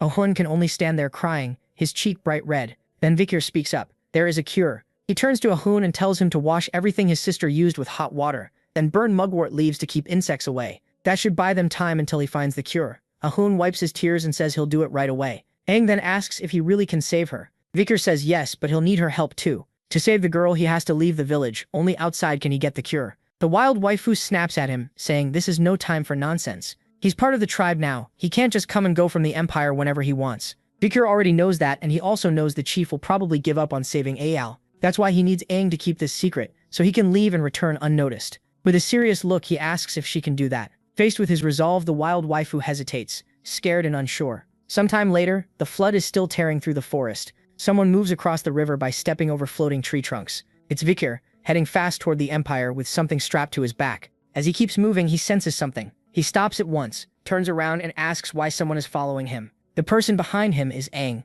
Vikir asks if she came to stop him, but she says she's going with him, until he warns that she'll only slow him down. At the very least, she asks him to leave Pomerang there. Even knowing he's from the Empire and tied to the Red Death, she only wants to understand one thing. Just as she tries to speak, she remembers how from the moment they met, she felt her life would stay linked to his. But all this time, she never got to ask despite all the warm moments they shared. After every adventure and close call, she still fears he might vanish before answering. With a heavy heart, she asks the one thing that matters. Will he really come back? She shuts her eyes, bracing for the worst. Then he tells her yes, he will return, and tears spill down her face. But when she looks up again, he's already gone, and all she can do is hope he keeps that promise. Sometime later, we move to the protagonist's mansion in the city of Underdog. There, Chihuahua lets out a small sigh when he notices it's already night and the paperwork still isn't done. He walks to the window thinking things were a lot livelier when the young master was around, and he still can't accept that someone so young might be dead. With a pitiful look, Chihuahua admits he misses the young master. Then he's startled when the protagonist suddenly says he's here. The supposedly dead young man is right in front of him, hanging upside down.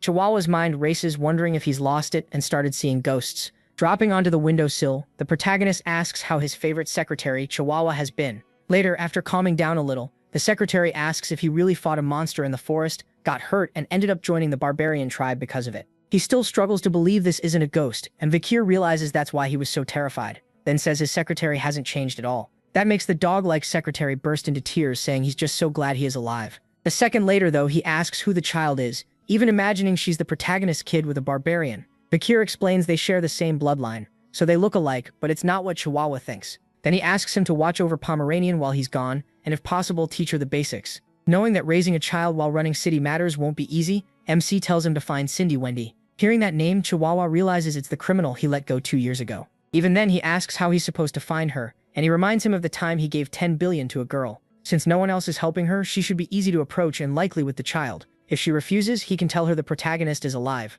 After agreeing, Chihuahua asks when the young master will return. Vikir says he still has something to finish. Remembering the promise he made to Ayan, curing the Red Death may actually be simple. He just needs 1 drop of holy water from that clan. So what he has to do is obvious. With firm resolve, he says he's heading to the sacred Quo Vadis clan. Soon after, 2 guards stand watch at the castle entrance. A moment later, they spot something coming closer and lower their spears to stop the cart, saying they need to do a quick inspection. First, they confirm the driver is Joseph, the man who runs the oil shop on the first floor. Then they move to the barrels and ask to check what's inside. The old man protests, asking if that's really needed since he comes here all the time. But the guard says orders are orders. So a knight steps up to a barrel and wonders if he should open it. He picks one at random. As he starts lifting the lid, the old man panics, clearly worried about this barrel. Slowly, the knight opens it and gives it a suspicious look, after noticing something inside. But it's only oil, just like Joseph said. The guard tells the driver he can pass, and the man looks relieved. He even welcomes him to Santa Mecca, the bright holy city. Once they're moving through the city, the driver turns to one of the barrels and says he can come out now.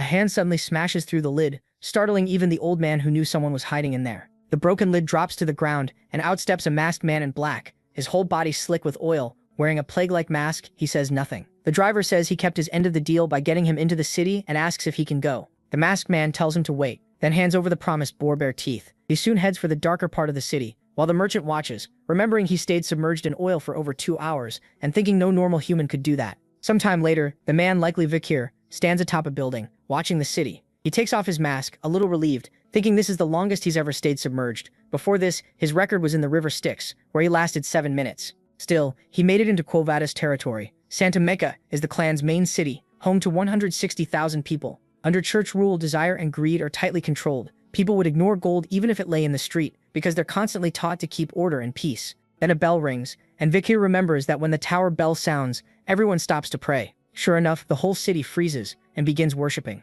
Mecca uses that moment to walk calmly through them, wondering how anyone can live like this. Later that night, still masked, he approaches a well, opens a flask, and pours a strange liquid into it. The red death spreads through the blood, sweat, and tears of Yelnikul, so touching it is enough to infect someone. It's extreme, but time is running out, and since this is sacred ground, they should respond before anyone dies. Then a few children spot him and ask who he is. They call him a strange man by the well, while the shy one says they should just leave him alone because he looks dangerous. Vikir turns and warns them to listen carefully. This well is cursed, and anyone who drinks from it will die. He tells them never to forget that. Terrified, the children think he's a ghost and run off. Convinced he cursed the well, he stays put, sure they won't touch the water now. Then he drives a dagger into the ground and says it was left by the Leviathan clan, known for poison. From the way things look, they'll take the blame for spreading the plague, and since they already clash with the sacred clan, this should spark a major conflict. With that, his setup is complete. Then Vikir remembers it's almost time for the saint to appear, and wonders if he should meet Sinclair Dolores first. A crowd of worshippers gathers outside the clan's castle. Most came to see the saint resting inside. Others hope she'll heal their illnesses. Then a voice from behind the door asks why they're here so late at night. A blond young man introduces himself as the Lord of the Dortus Male Territory, the eldest son of the Jonathan clan. Another man with long hair says he owns the Ibsam group and serves as a noble knight under Count Boston. An older white-haired man asks her to cure him, offering a rich and fertile land in return. Hearing all that flattery, the saint tells them to stop. She says she doesn't care who they are, and has no plan to open the gate this late. Then she orders everyone to leave for now, but one person stays behind. Vikir. He remembers the first time he saw the saint before going back, covered in blood helping the wounded. He also knows she doesn't care about wealth or status. When she asks who he is, the protagonist kneels and says he's just a lost lamb. A deep silence fills the air before the castle gate slowly opens, shining with golden light, and the saint tells him to come in. Inside the grand castle, Vikir walks up to an angel statue by the fountain. That statue is where the saint's voice comes from, as she asks how he lost his way. Realizing she won't meet him face to face, MC thinks that makes sense, considering how suspicious he looks. Holding out a bag of water with both hands, he says he's here to report a spreading plague and brought samples for her to test. The statue stays silent, as if thinking it over. Then the door shuts, and the saint says he lied. At once, guards start moving through the castle halls, forming up around the protagonist. Vikir stays still and quiet as they surround him, then comments that she treats her guests pretty harshly. A man holding a Bible, likely the knight commander, questions the protagonist's identity, but he knows him well. The man who trusted him again and again on the battlefield before his return, and who could become crueler than any demon in the name of justice. He also taught the protagonist the petting tricks he later used in Underdog City. Peter points at MC's odd clothes and tells him to remove the mask and show who he is, but MC refuses. A sharp object suddenly whips past his face and nicks the mask. The mage says he can't let someone this suspicious walk away. When paper turns into a weapon through magic, he realizes Peter still likes weird weapons. Then Peter accuses him of being the top suspect behind the plague, since he was the one who brought news of it first. The protagonist asks why he would do that, and Peter says it was probably to draw the saint out. As more magic cards fly at him, Peter says he can hear the rest in prison. Vikir dodges fast, one hand still holding his hat. He avoids using aura, knowing that could expose him as a Baskerville, and keeps slipping past the attacks as he jumps. Then he moves in on the knight. A hard kick shoots toward Peter's face, but Peter blocks it. Peter says it feels like stopping a falling rock. Power like this doesn't come from nobody. Then he hurls Vikir back as he flies off. MC thinks the weight boost he got after killing the boar bear is even better than he expected. The moment he lands, he rushes in again. He throws out a flurry of blows, but Peter guards with the Holy Bible. Still, Peter starts to realize things are turning bad. The masked man is clearly getting something ready in his hand. A fire attack bursts toward him. The flames catch the Holy Bible and start burning through it fast. Peter drops it at once, while Vikir stays calm and still. He asks if Peter really wants to keep going. Peter clenches his fists and admits this enemy is no ordinary man. That only makes him more set on stopping him, so he charges again. Before he reaches him, Vikir kicks the burning Bible, sending it straight at Peter's face and throwing him off. In that opening, the protagonist lands a hit to his stomach, this time boosted with mana. The blow is so heavy, it sends Peter crashing into the statue and smashing it apart. Blood spills from his mouth. Seeing their leader go down, the guards panic for a moment, then quickly tighten up around Peter to protect him. Vicar sees they still won't back down, so he readies himself for the next wave. Before anything else happens, the saint appears and orders everyone to stop. She's a young blonde girl with emerald eyes, and the first thing she asks is whether he's the lost lamb who came to see her. When he confirms it, Vicar knows for sure this is Saint Dolores. She says he looks less like a lamb and more like a hurt little puppy, but a guard snaps back that he's no puppy. He's a bloodthirsty wolf. Dolores cuts him off and tells him to go bring tea. Then she heads to her room and says she wants to speak with MC. Sometime later, a table is set with snacks and tea. The two sit across from each other while Peter keeps a hard eye on Vicar. He recalls that the saint should only be 16 right now. Across from him, the young woman calmly sips her tea, and he remembers how during the war with the demons she treated the wounded on the front lines and saved countless lives amid the ruin. Like everyone else, every fighter who met her came to respect her. Now that same girl sits before him, saying she's been under a lot of stress lately. She explains that she studies at the Imperial Academy and is on break from both school and family troubles. Even so, merchants and nobles keep coming to her all day. Most of them just want help with problems caused by narcotics,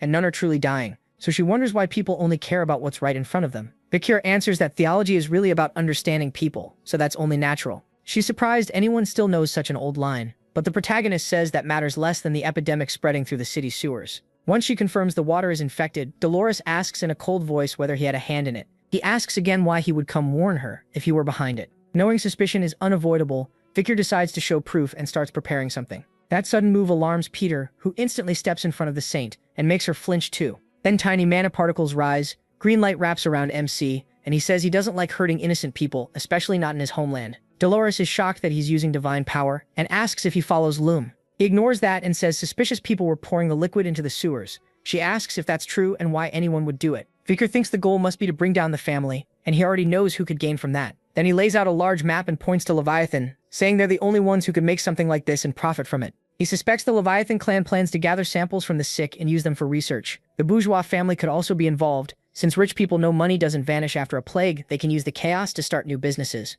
Vicar is sure the Leviathan spread the Red Death, and the ones helping them are the group of merchants. That's why he believes they're tied to the outbreak. But when he sees Dolores and Peter staring at him with their mouths open, he gets confused. Dolores says his theory makes frighteningly good sense, and can't believe he predicted all this. So exactly. Then she asks who he really is. Vicar calls himself the Night Hunter, and Peter says that name fits the way he looks. Dolores says everything she heard sounds highly likely. She orders her guardian to investigate the epidemic at once, and report everything to her father. He thinks he got lucky meeting the saint. This should speed things up. Meanwhile, she keeps watching him, trying to understand why the man who beat Peter and the Holy Knights feels so small somehow. She studies him more closely, sensing a beast-like soul that smells of blood, oil, and steel. Beneath his violence, she feels buried rage and wild hatred rising from deep pain. But under all of it, what she senses most is great sadness. So once again, she wonders who he really is. Later, the city is swallowed by green fog. At a small chapel, the women inside are crying in desperation because the saint has finally arrived. A nun begs her to save them from the epidemic. Dolores is stunned. The Night Hunter was telling the truth. Vicar stays quiet and watches. In his mind, he apologizes for dragging civilians into this, but at least there are no children here, so the fear he spread likely did its job. The sickness is still in its early stage, and now he has no choice but to trust the saint. As Dolores walks toward the suffering people, she softly tells them not to be afraid, because Lum's holy love will heal them. Then she starts to pray, and a tear rolls down her face. The moment it falls, a bright light begins to pour out, filling the whole cathedral where the sick are gathered. Before long, the people covered in red spots are healed, and the marks vanish. The nuns can only stare in shock at the miracle, then thank the saint for saving so many at once. Vicar remembers this power well, and knows he must bring the miracle of the saint's holy water to the forest. A few hours later, Dolores studies a map in her room, marking key spots under a single candle. She knows divine power only treats the sick for now. It doesn't stop new cases from appearing. If more people keep getting infected, then someone carrying the disease must still be out there. Her eyes shift to a vial of virus taken from a patient. After studying infected body fluids, she learned the victims die slowly and suffer terrible pain for a long time. This disease is truly vicious. To stop it fully, she needs to purify deeper inside the body, so she considers making a concentrated holy drop. But there's no time to sit and think. More patients still need her. Then a wave of nausea suddenly hits her. She collapses, gripped by a pounding headache. Dolores realizes it's anemia and wonders if overusing divine power caused it. Even so, she forces herself on. She can still move and the patients need relief. When she enters the room, several people greet her. It's the same men who showed up at her gate before dawn, now offering to help treat the sick. Dolores asks what they're doing here. They say they can't leave a noble lady alone in such a filthy place, and they've brought 3 carts of donations and emergency supplies. But even while giving aid, they keep talking like trash. Dolores notices and leaves them muttering among themselves. Before walking off, she tells them their real motives are obvious. After she leaves them behind, the men gush that the lovely lady warms their hearts. That mood vanishes once they reach the cabins holding the patients. The scene is far too much for proud nobles like them, and while one patient is being treated, they complain about the awful smell and worry more about their shoes and clothes than the sick. They even ask the priests helping the wounded to treat them first, afraid they might catch the disease. She expected this. Coming here with selfish motives is a sin, and those men clearly don't get it. The sick need compassion, not pride. True kindness and sacrifice are what bring someone closer to God. Moving deeper into the tents, she reaches the far end of the camp. She knows the worst cases are here. As she walks, she softly apologizes for being late. Even her steps begin cleansing the area around her. Then she enters the inner tent. Right away, someone calls for saline. A man grabs a scalpel and starts operating. The priests are shocked. They've been treating patients for hours, and now they start wondering if divine power isn't the only answer. He makes a small cut, then uses divine power to seal the wound and attack the sickness itself. The doctors quickly realize he isn't just blessing the surface, he's sending the power straight to the infected spot. The young woman is stunned. The man is the Night Hound, Baskerville's hunting dog. She never expected him to know both medicine and divine power. While he keeps treating patient after patient, he thinks about how divine power works. To him, it's like a priest sends a prayer to God, and God answers by lending power, so the amount depends on faith and on how big the miracle is. 1 unit of divine power usually means 1 miracle. 10 units mean 10 miracles, but he knows a way to get 10 miracles from just 1. Back in the apocalypse, monsters were everywhere, but the number of injured people was even worse,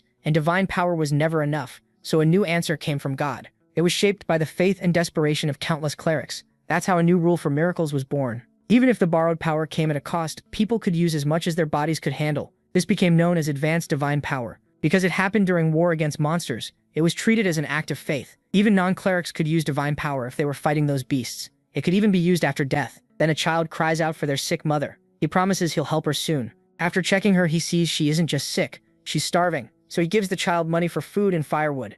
One priest immediately snaps at him, saying material help isn't allowed. He warns that if this keeps up, people will keep asking until all his money is gone. Fikir just asks how something can never end, when what's in his pocket clearly does. If needed, he says he'll hand over every coin. Then he focuses on the mother again. Her condition is far too serious for him to waste time arguing over money. A moment later, he suddenly apologizes. That leaves the priestess frozen. He said he was sorry and she can't understand why. Her mind goes back to the time they shared coffee, when he said theology is really about understanding people. Now she thinks his apology may be like hers. Watching him filthy, exhausted, and barely staying upright while he still keeps helping others, she starts to believe he's apologizing because he can't save even more. The priestess quietly looks away. For all her status, Dolores is still just a 16-year-old girl with little real experience. And for the first time, her heart races because of the man before her. A few hours later, Fikir pulls off his mask with a tired sigh. He's outside now, near the forest fence, drinking water. Then he notices someone coming, quickly puts the mask back on, and asks what's wrong. Dolores only watches him calmly as she steps closer, asking if she can speak with him for a moment. She thanks him first, saying everyone was saved because of his help. He brushes it off. He only did what had to be done. She says someone as strong as him should have been the one born with divine power. Meanwhile, she feels weak in body, mind, and faith, yet she was the one chosen. She can't understand why God made her a saint, when so many others seem more worthy. But before she can keep going, he tells her that pain and guilt are exactly why she was chosen. The world needs a light that can reach the deepest darkness, not just someone powerful. Hearing that, she starts to cry and asks if she'll ever become someone who can speak that way. Because of the plague, the clergy gathered to pray and make holy water enough to cleanse the infected sewers with a single drop. In total, they created 3 drops, including the reserve. They named it Pliny de la Verge, the saint's tears. The 3 drops are placed on an altar like sacred treasures, and Dolores kneels before them in prayer. She begins speaking to God. Golden lights drift through the hall, and the power keeps building until a bright flash bursts from the jars of holy water. A knight steps in and places them in a case, thanking the saint for her effort and promising they will be guarded. But as she looks outside, she feels there's still one more thing to do.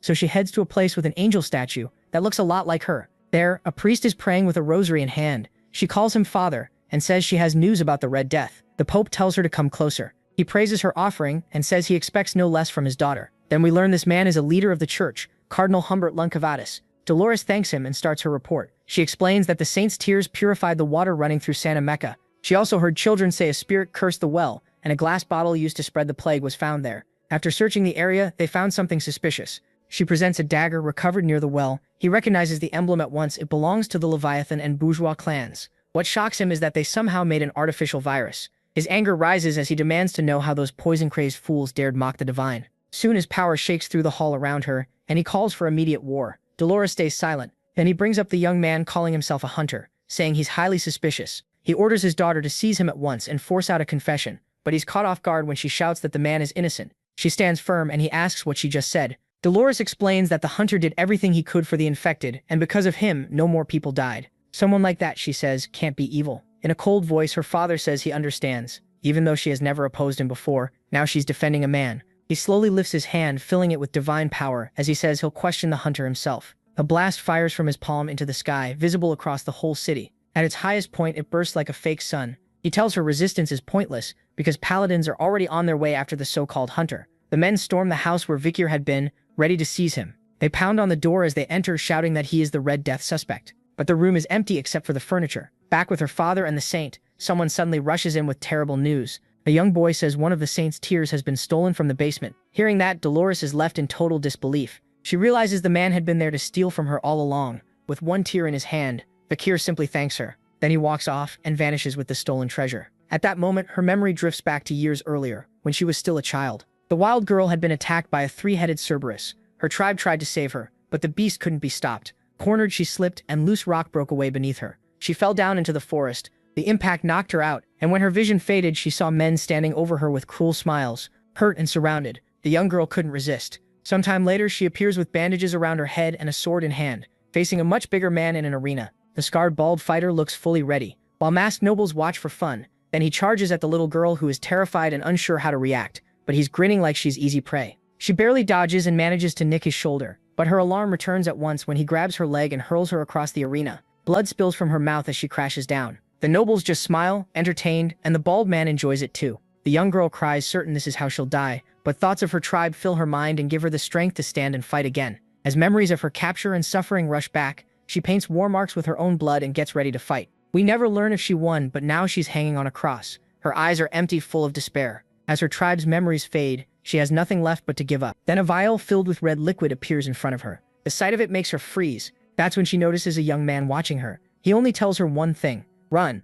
Then it hits us. This was all a dream. The girl wakes up in her mother's lap, and her mom asks if it was another nightmare. Even in her sleep, she's still looking for Vikir. By now, she's become terribly sick. Everyone fears she caught the Red Death. Her mother tries to comfort her with a story about a tiny seed planted in the earth. Her father planted it, and her mother watered it every day. Before long, it grew into a strong, beautiful flower. When it was fully grown, they picked it and enjoyed its beauty. That's how she explains the girl's birth. Then she says no one knows what life will bring, so she has to keep going and stay alive. She's sure Vikir will come back with a cure, but the girl has already lost faith and thinks he's not returning. Then a shout suddenly rings out, he's back. The protagonist has finally returned to the village. Her mother says she was right and now her daughter can be healed. But when she looks at the bed, the girl is already gone, sprinting outside. Her mother can only wonder how someone sick with the Red Death can move like that. As she runs through the mud, the girl remembers the day she escaped and the prison burned behind her. She had been crying, and honestly, she was terrified. But when she saw Vikir call out that giant spider to fight, something changed. She found the courage to push past her fear.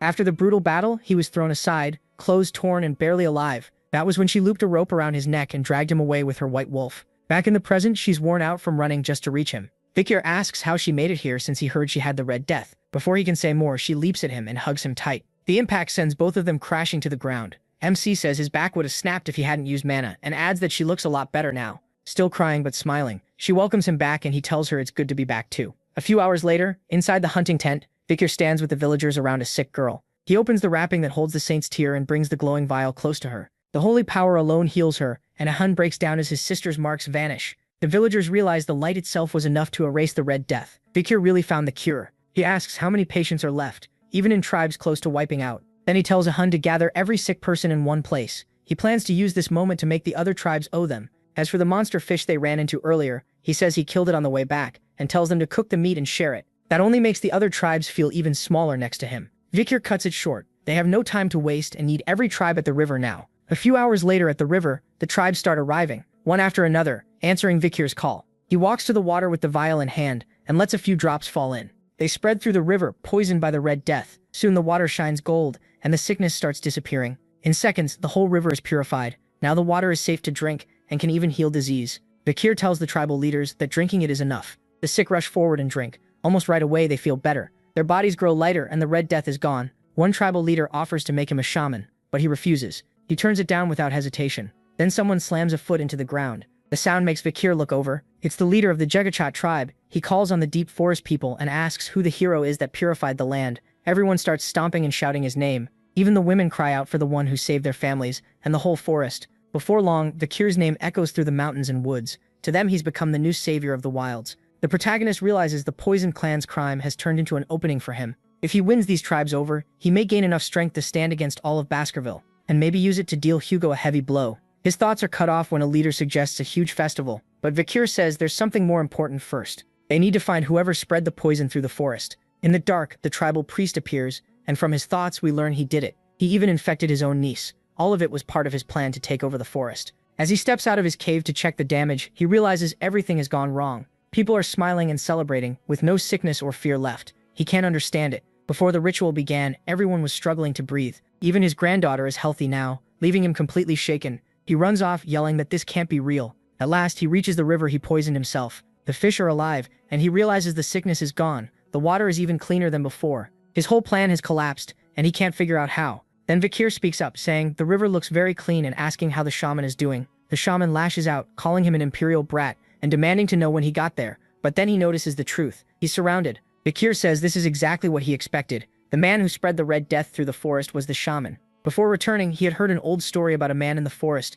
and the terrible sin he committed. It was about someone who infected his own tribe, so he could become their hero, but failed to cure them and they all died. That story points to the old shaman, who now panics, wondering how MC could know any of this. Just then someone calls out and steps forward. It's the tribe leader, asking if he finished his ceremony. She says she heard the empire suffered a war because of the Red Death, and that the plague seems man-made, so it makes no sense for it to spread from the imperial lands to the forest by accident. The old man tries to play dumb and says he knows nothing about that, but the leader asks why he went to the river, instead of returning to the tribe. Just like Vikir predicted, he came here to check on something, and they'll soon learn if he was right. The protagonist explains that the old man wanted to become the tribe's hero, and was the one who released the Red Death. The matriarch orders his pockets searched, and the shaman is clearly rattled. Vikir also wanted to know more about the shaman's past. Alcyon explains that he wasn't born a Balak, and his true line was hidden. Long ago, he was a slave. Later, he killed a shaman who was planning a coup, and took that man's power. That got him freed and raised to the role of new shaman. After that, he did everything he could to fit in with the Balaks,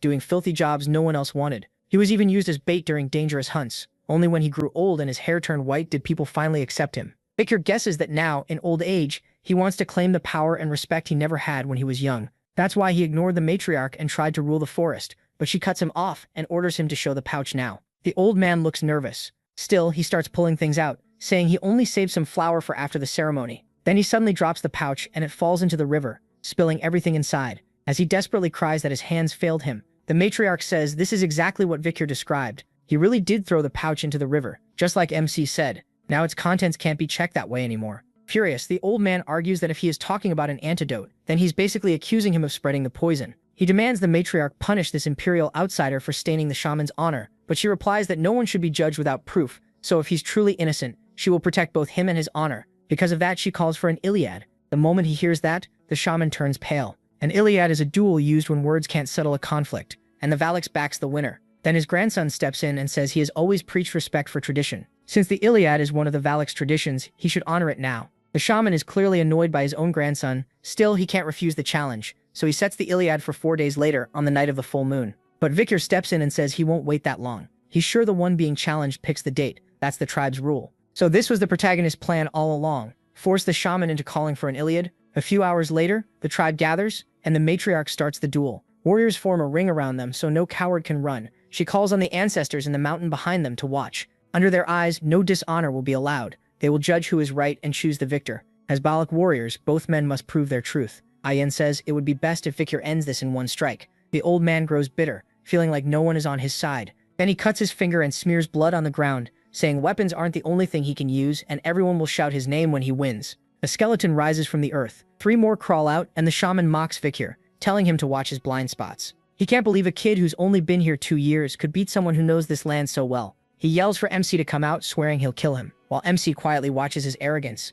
He thinks back to the silent step skill he gained after killing the swamp master, one that lets him erase the sound around him. Seeing him control the dead, the protagonist figures the shaman likely came from the Lococo tribe of shamans. That means nothing to him though, and he drops straight into the group of skeletons. In an instant, he destroys all of them before the shaman even notices. The old man assumes Vikir is too scared to move, then before he can react, something pierces him. As he dies, he wonders when it happened. He never even heard footsteps. MC coldly finishes the job, then he puts Beelzebub away. Ayan walks up, calling out to him. The tribe is stunned. The duel ended in a heartbeat, and the ancestors have shown the shaman was lying. Collapsed on the ground in his final moments, he groans that it hurts, and begs not to die, to live among the Baloks. He suffered through a humiliating, unfair past. His hatred for him comes from envy. They came from similar beginnings, but when he was young he never reached even half of what him has. He can't accept that, and he wants revenge on this boy. The protagonist tells Ahun to kill his own grandfather with his own hands. That would hurt him most. Ahun is furious, saying this man nearly got his sister killed with the Red Death. A coward like this old man deserves to feel that pain,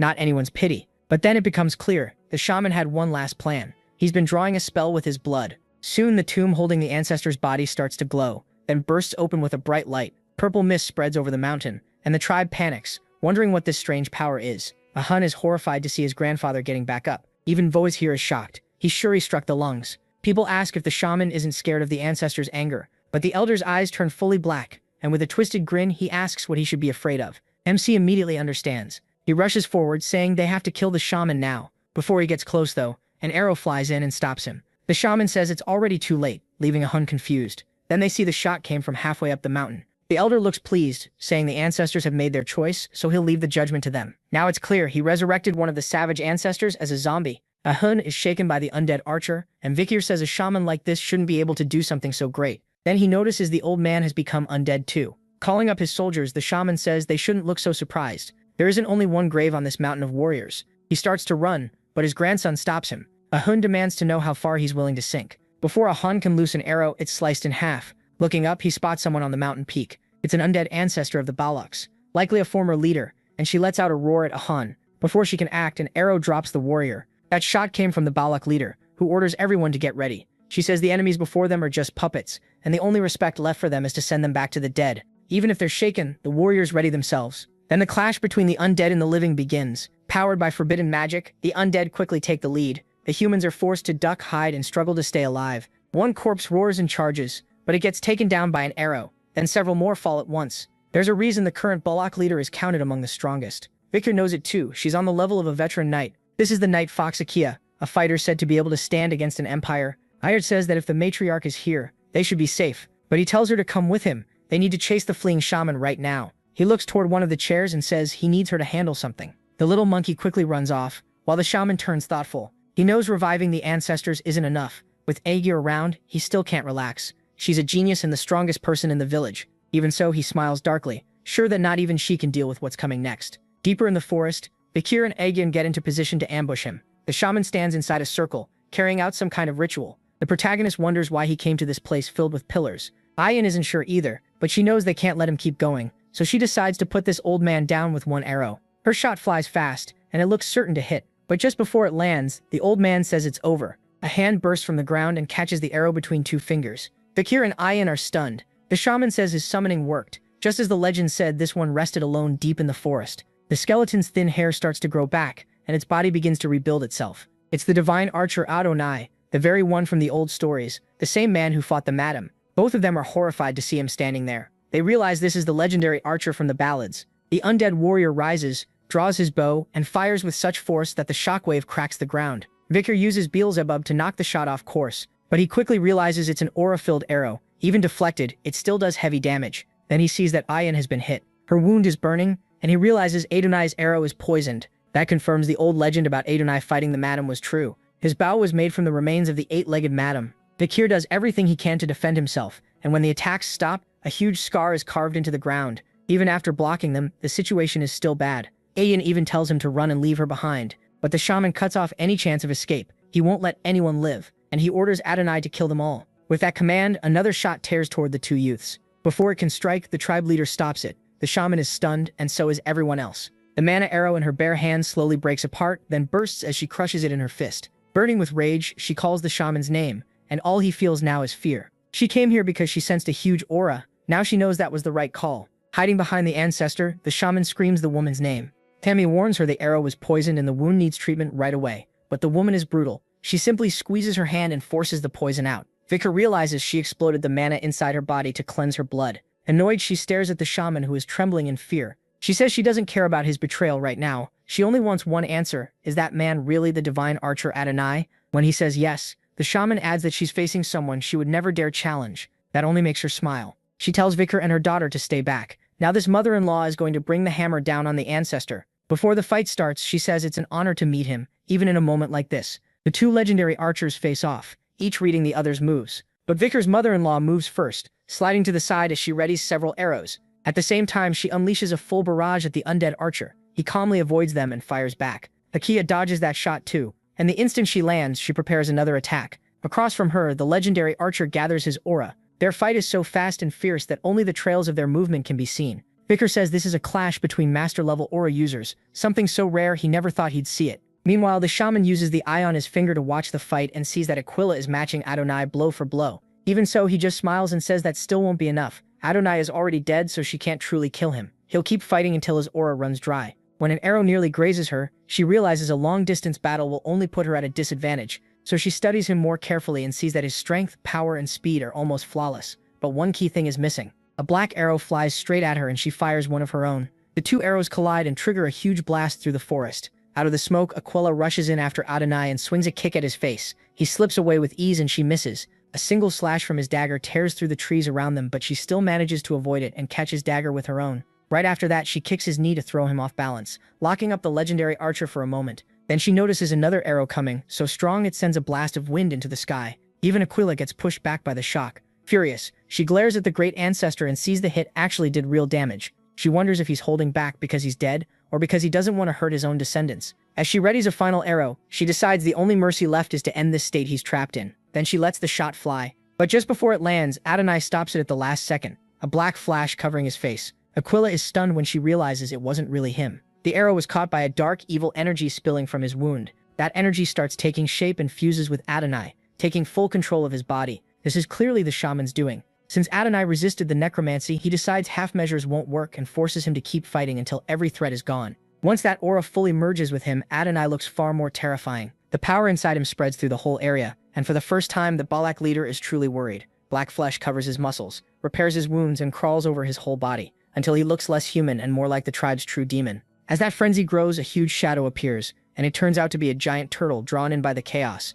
Several other massive monsters also gather around Adonai. The elder says they're Ranka beasts from the forest, likely pulled in by the disturbance. They're enormous and powerful, but in an instant all three are killed with a single attack each. So it isn't just his form that's changed. His power has jumped to something unbelievable. Not even Aquila can see when he fires. The elder says this is Sir Adonai's true power, and now he wants him to kill the woman standing before him. With no better choice, Vikir's mother-in-law focuses on dodging, because the arrows now carry crushing killing intent, and each hit spreads more of Madam's poison through her body. It's weakening her fast, so she knows she has to end this now. She draws two arrows and fires both at Adonai, but with one smooth move he avoids the first, while the second keeps flying at his face. Then he lifts a finger, opens a portal, and makes the arrow vanish into it. The shot is completely swallowed. Watching this, Aquila looks shaken, then smiles, because that was only part of her plan. A hidden arrow from above strikes Adonai. She used a trick. The first arrow missed on purpose, the second forced his block, and then the first looped back at max spin and came for the back of his head. The Balak demon is badly wounded, but he simply pulls the arrow out like it means nothing. That terrifies Aquila again, and the shaman mocks her. No matter how strong she is, she can't kill someone who's already dead. A simple shot to a vital spot won't bring him down. From a distance, Ayan de Sol watches her mother fight Adonai and fears this might be the first battle she can't win. She also notices the forest shaking in a strange way. Still, she holds on to Vikir's promise that he'd handle it. As he runs, MC knows the only way to stop the necromancy is to kill the shaman, and since the old man is terrified of Aquila, he's probably hiding behind Adonai. After scanning the area, he finally spots the rat he's been hunting. He charges in, planning to finish him with one strike, but just before he can hit, an undead ancestor jumps in with a brutal kick that Vikir barely avoids. The shaman panics when he realizes the protagonist found him again, but this time he was ready. He set several ancestors in MC's path, and every one of them is a warrior buried in the warrior's tomb, not enemies he can brush aside. At the same time, Aquila is clearly losing ground. She takes a deadly wound to the stomach and drops. Seeing the Balak leader fall, the old shaman shouts that she is finally broken. He boasts that the forest guardian will die, and he'll become the new ruler, but a fierce hunting dog cuts in. This is going to be a problem. Vikir uses the sixth blade of Baskerville, wipes out everyone around him, and declares that the people of this forest will become his allies.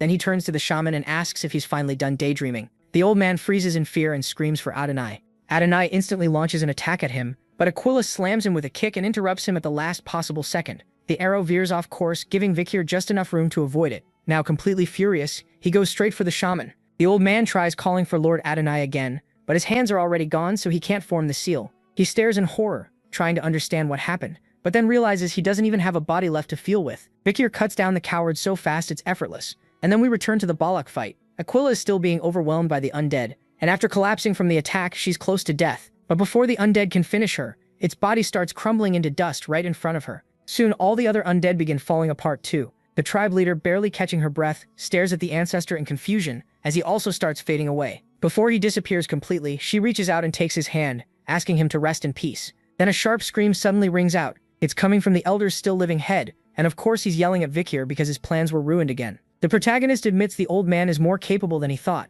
He could command countless undead and even control Adonai's corpse. Smiling wickedly, the shaman insists it's not over, and swears MC will regret this. But in the middle of his weak villain speech, he's struck by his own grandson. The boy is furious with him. Ahun apologizes to Vikir, saying if he had ended his grandfather before, none of this would have happened. He just glances aside and tells him it wasn't his fault, he did well. With a mix of sadness and relief, everyone watches the battle finally come to an end. But when they return to the village, the Balak warriors find it completely destroyed. Ayin de Sol asks what happened and where all the villagers went. Then Ahun's sister appears and says Madam came. Ayin de Sol doesn't understand what she means by Madam, while Vikir wonders why the monster, which had stayed still until now, suddenly moved. The girl points ahead and says that before Madam appeared, smoke rose from the shaman's tent. When the protagonist goes to inspect it, he finds several dead primates and realizes the shaman burned a plant that attracts insects. Then someone slams a wall in anger at the shaman. It's the tribe leader who just saw Madam wipe out everything her people built, even hurt. She says they can rebuild and find food again, then orders the warriors to clear the dead and save whoever survived.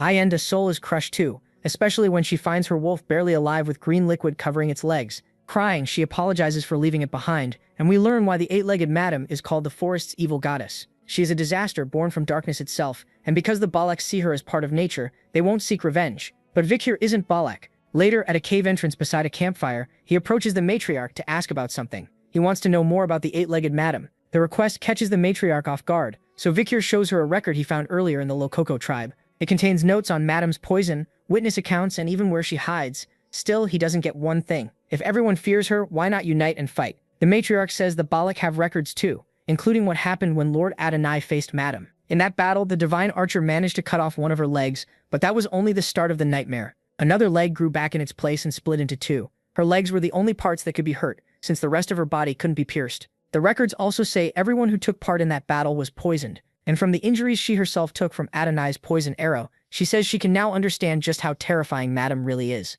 She can tell he wants to challenge Madam and begs him to stop. She doesn't want to lose any more family. Vikir knows the odds are bad. Even if Madam is just one rare monster now, the future will be full of demons on her level. Still, no matter how strong she is, she's a monster. Monsters always have patterns and weak spots. If he finds hers, he can kill her. With that resolve, he sets out to face the dark god of the forest. One day later, he reaches a mountain shaped like a dead volcano. A huge pillar rises from the middle, splitting into several legs that brace against the mountain. This is Madam, the eight-legged monster. She moves through the forest while Vikir watches from hiding, noting how much noise she makes when she wakes. He's been staking out her lair for days and learned that she hunts on a set schedule. Based on her routine, she should be gone for about 2 hours, so he quickly heads through the mountains. He climbs to the top with ease and reaches Madam's nest. From outside it looks like solid rock, but inside it's hollow. He activates the Dazibi on his arm and cuts into the stone, pulling out a small piece to inspect it. Studying the webbing, he sees the inside is rough and hard to cut, even with high-level mana. So instead, he decides to use the web to go down and hops from strand to strand, until he reaches the bottom. The entrance is only wide enough for Madam, but it opens up farther down, making it a perfect nest for her. Below, he finds animals and even humans stuck along the walls as stored food. A lot of the bodies are already rotten and untouched, so she likely collected them just because she could. It seems Madam knows she's at the very top of the forest's food chain. Vikir pushes that thought aside. He needs to get out before she comes back. Then something on the wall catches his eye. Tiny spider eggs. He quickly grabs one and pulls it free, looking it over. Now he understands why so many spider demons appeared when the world fell into chaos. He plans to take one back for study, but then he senses it. Madam has returned. She's looking for an intruder, as if she already knows someone touched her eggs. She searches the nest for him, and Vikir realizes how close he came to disaster. Still, she doesn't spot anything, and starts to leave. At the last second, he had hidden behind a web. Shaken, he wonders if she felt his presence by instinct. If he couldn't erase sound, this would have ended badly. Later, back in the village, everyone is rebuilding after the last attack. People keep talking about Vikir, who shut himself inside his shelter for days, clearly working on something. That also means he's barely seen Ayen lately. Right now, she stands outside his cabin, worried.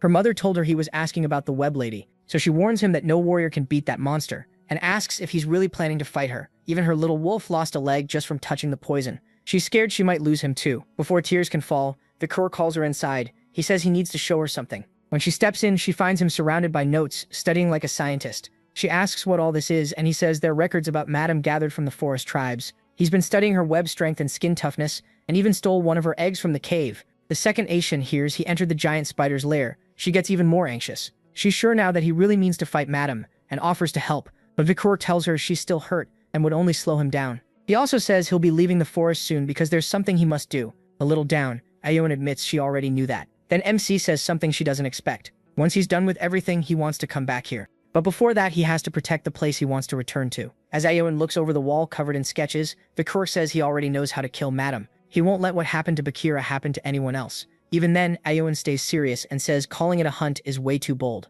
Still, he's always been the kind of person who faces impossible problems and somehow turns them around. So she decides to trust him, hoping that this time he'll pull off another miracle. Later that night, in heavy rain, Vikur faces a giant lizard. It slashes at him with its claws, but the Beelzebub on his arm blocks the hit with ease. Vikur seems set on beating it, and the reason soon becomes clear. The wound made by Beelzebub heals right away thanks to the creature's power. Vikur says this is the last piece he needs to hunt Madam. With a faint smile, he plans to steal the salamander's ability. Back in the village, Ahun looks exhausted after finishing some work. He stands with two other villagers in front of a house they just built. They're impressed by Ahun's skill, and he says the place is for Bakura, since they're basically like brothers now. But the other two laugh because Ahun used to hate Bakura the most. Even so, the village recovered fast, and a lot of that is thanks to him. So the three decide to tell Bakura they built the house together for him. When they get there, though, he's not home. Ahun is disappointed. He wanted to see Bakura's reaction. The others joke it probably wouldn't have been that dramatic anyway. Asayan is there too, and as she looks up at the sky, she realizes this is the day, Bakura's one-on-one fight with Madam.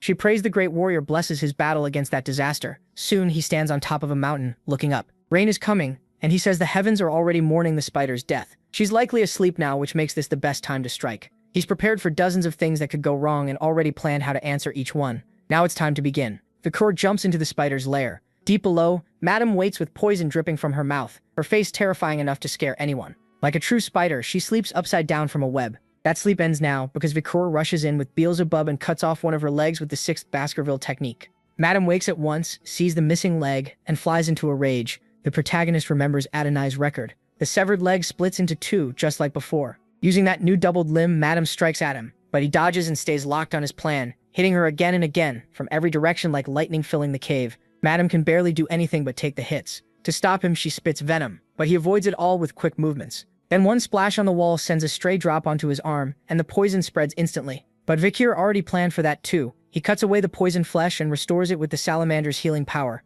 Seeing a human regenerate shocks Madam, while MC coolly says the game just changed. They rush each other again. Vikur keeps landing brutal blows while barely slipping past her attacks. Little by little, he breaks through her hard skin. Then during one small mistake, he gets clipped and nearly loses balance from the pain, falling onto one of her legs. The damaged spot is his leg, and it's already starting to heal. Before the recovery is even done, he jumps back at Madam and slashes at her legs again, almost like payback. Realizing she's losing ground, Madam lets out a savage scream, and Vikur can tell things may get dangerous. Hours go by, the protagonist is exhausted, still regenerating injuries from earlier hits. He's lost track of how many times he's had to heal, and it's draining his strength fast. Meanwhile, that monster keeps doubling her legs like it cost her nothing. The battle is wearing him down, but this was part of the plan, and he smiles. Then he jumps onto a nearby web and climbs fast toward her body, while the furious spider tries to chase him with legs that have now multiplied into the hundreds. Then she realizes something. She can't climb. Vikur says that was the point all along. He knew multiplying her legs still wouldn't let her reach him. Legs that endless healing looks godlike, but it turns into a weakness when she only keeps growing one side.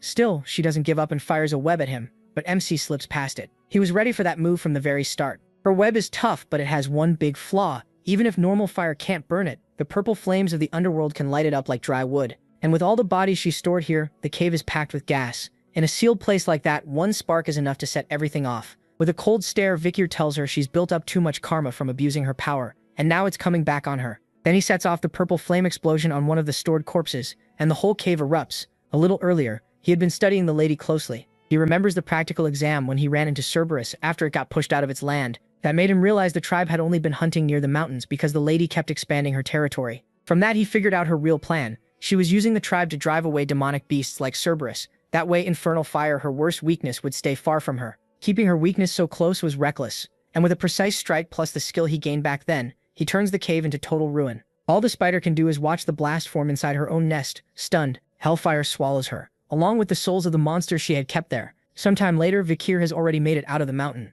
Once he learned infernal fire was her weakness, all he had to do was trap her inside. With all those copied legs, she couldn't climb the mountain, and the flames kept her from using her web. At that point, she was done. No matter how strong she was, anything that needs lungs can't live through that. Now Vikir van Baskerville just has to wait for her to die and claim the skill. But of course it won't be that simple. A huge quake hits and he wonders what just happened. Then the whole mountain starts shaking. It suddenly goes still for a second, then they see why. As the mountain splits in half, debris blasts everywhere. Vikir van Baskerville can only stare, confused by what's in front of him. The spider emerges, now golden and warm, ready to fight again. The fire hurt her badly, but she's still glaring at him, set on fighting to the end. As a last desperate move, she spits venom into the air, turning it into a deadly green burst that spreads across the forest, eating through the trees and hopefully Vikir too, or so she thinks. But he's right under her, blocking the acidic rain. The protagonist Van Baskerville quickly realizes she can't locate him. Her eyes were burned away completely, and the skin she used to sense things is gone too. Forcing her way out of the mountain also left cracks across her body. Knowing it's not over, he rushes her again.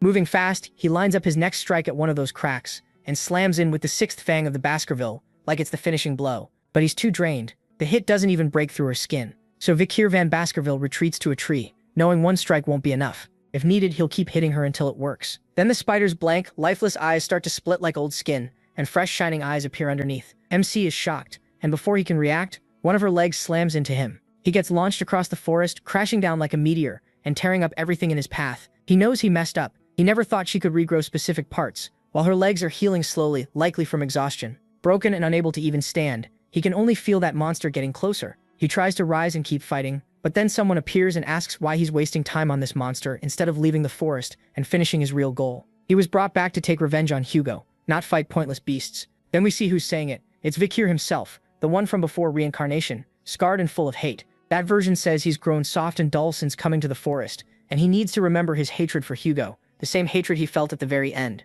We get more of Vikir van Baskerville's past. Back then, he existed only to carry out his master's orders, no matter the cost. That life was chosen for him from birth, and it stayed that way until the day everything changed. The moment his master betrayed him, he finally saw the truth. His whole life had been wasted on a man drunk on power. That's why he wanted Hugo to feel that same despair. But the Happy of now changed all of it. It should have been simple. Kill his master and bring down the clan. That was supposed to be his only reason to exist. But hearing this makes him question what he really lives for. He wonders if in his past life, he ever once defied Hugo's will. And yes, there was a time he thought about running away. He spent a long time thinking about what he could do and what kind of life he might have if he escaped. But in the end, he gave up and accepted his fate, choosing to live in chains. That choice led straight to his tragic end. Vikir van Baskerville had been nothing but a trained hunting dog. Now that he knows he was just a disposable tool, it fills him with rage. He refuses to be controlled anymore. Not by Hugo, and not even by this broken part of himself. After Hugo cut him down, the one thing he truly wanted was simple: never live under his claws again. As he regrets the choice he made before,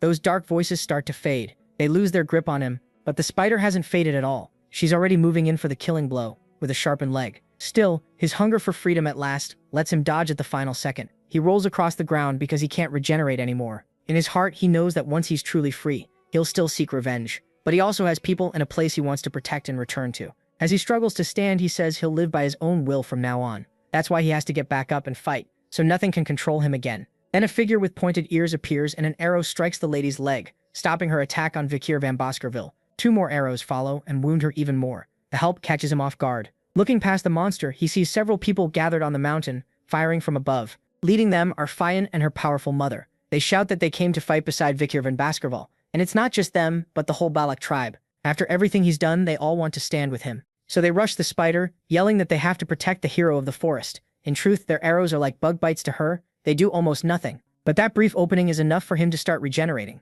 The protagonist, Van Baskerville, wonders if she really ignored him when he told them not to interfere. Still, Iron Soul is the reason he survived, so he moves in to finish this cursed spider. But as expected, he's still too weak to break her. Then the answer is simple: if one blow fails, keep striking. Before he can continue though, the spider starts thrashing her legs everywhere, trying to find him. The tribe panics, thinking she's gone crazy, but Iron Soul calms them down. She says the spider's only doing this because Vikir has cornered her, so no one should fall back. Watching from farther away is the tribe leader, still worn out and hurt from her last fight. For years she saw the lady as a disaster, never something that could actually be killed. But this small warrior who came from nowhere and joined the tribe shattered that fear by taking on the monster alone. So as leader of the clan, she decides to act despite her wounds. She gathers mana, knowing she has to open a path for him. Then she fires from the top of the mountain. The shot slams hard into the madam, locking her up from the impact. Vikir doesn't waste the chance. He closes in, his eyes glowing red, and charges like lightning for one last attack. It lands cleanly on the madam, making her scream in pain. To end it, he uses the first technique of the Baskerville clan,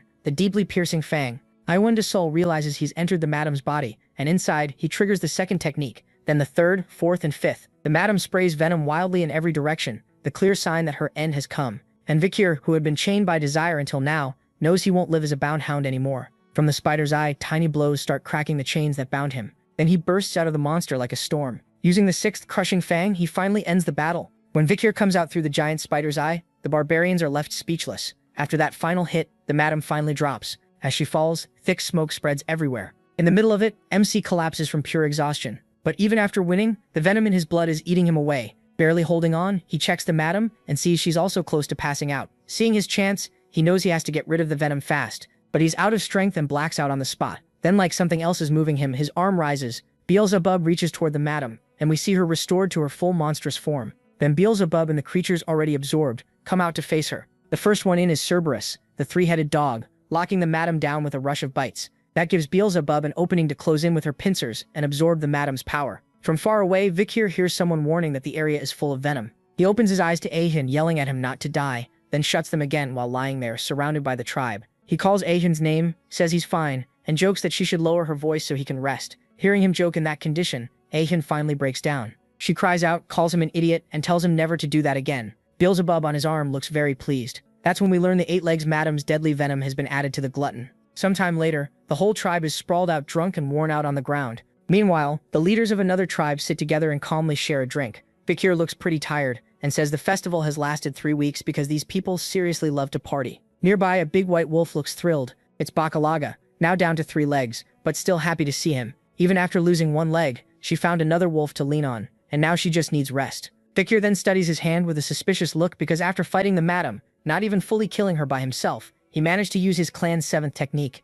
He isn't sure if that came from beating her or from everything he learned in battle. Even so, Hugo's version of the 7th technique is still far beyond his own. Still, he's much stronger than before, and everything he came here to do is finished. Now it's time to return to the Baskerville clan and get his revenge. But as he says that, it becomes clear someone is watching him. Soon, a few hours pass and Vikir changes into normal clothes to leave. He thanks the patriarch for letting him go, but she scolds him. She was never going to stop him. To her, he'll always be family, and distance won't change that. She reminds him that wherever he goes, he should never forget he's a Bollock. As he thanks her, Vikir looks around, wondering if Avian will come too. But since she already hates the thought of him leaving, he just turns and says goodbye to everyone. It's clear how different things are now. Once he was treated like a lowly slave. Now the whole tribe loves him and wishes him luck. Even Ahun, his old enemy, calls him brother and hopes he comes back soon. With that, the tribe finishes sending off the hero who saved them. The protagonist seems at peace as he heads on. Then something makes him stop. Actually, someone, the wild waifu. She's waiting for him, holding something suspicious in her hands, and asks if he's really leaving already. With a serious face, she hands it over and tells him to take it. Vikir seems to know right away what it is.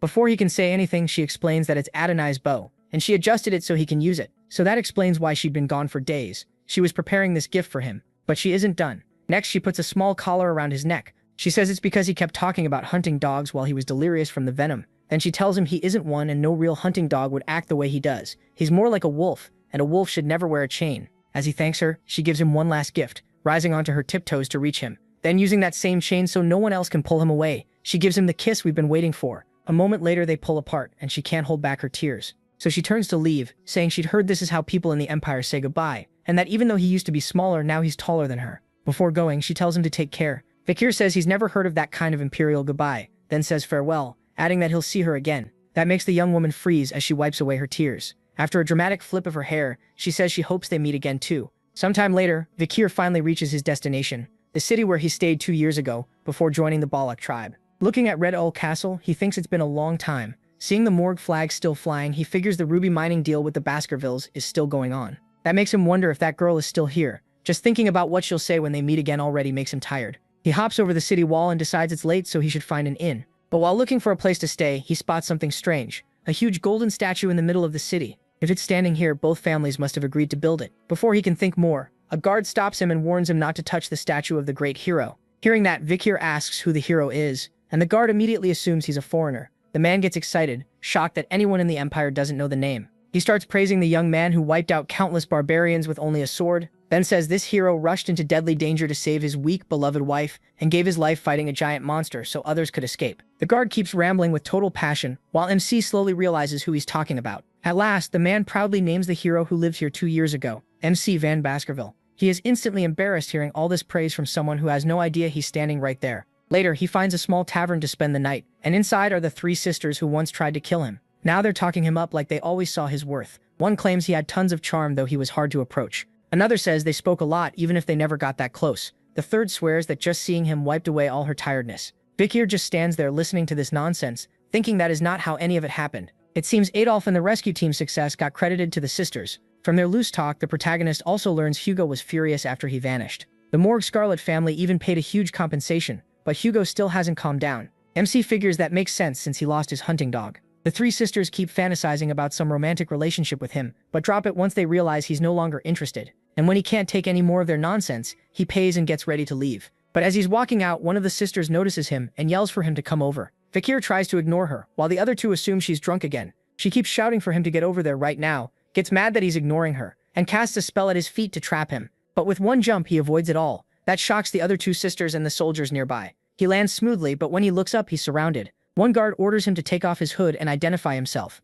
Vikir is getting annoyed, but since he planned to announce his return to the family anyway, he pulls the hood back. The three sisters blush at how good he looks, still not recognizing him at first, just thinking he's handsome. Instead, one of the guards is the first to figure it out. His face looks like the statue, and his black hair and red eyes give away his family. The moment the sisters realize who's standing there, they start sweating and stumble over his name, then shout it loud enough for everyone in the tavern to hear. By morning, the three sisters tell him he could have stayed in the VIP room, but Vikir says that would have wasted the room fee, so this was fine. Then the three delusional sisters start arguing over which one he came to see. They also mention they already sent an owl to spread the news that he's alive again, which annoys him a little since he never asked them to do that. As he leaves, the sisters offer to walk with him, saying they have plenty of free time since all they do is sleep. He refuses, and thinks the Morgue Scarlet family really did send a lazy bunch. He also wonders why Camus isn't in the city. The middle sister says Camus is in secluded training at the Hall of Darkness, putting all her focus into magic research. That worries him, because before he left, Camus was on terrible terms with the head of the Hall of Darkness. Now he wonders if this is another future he changed.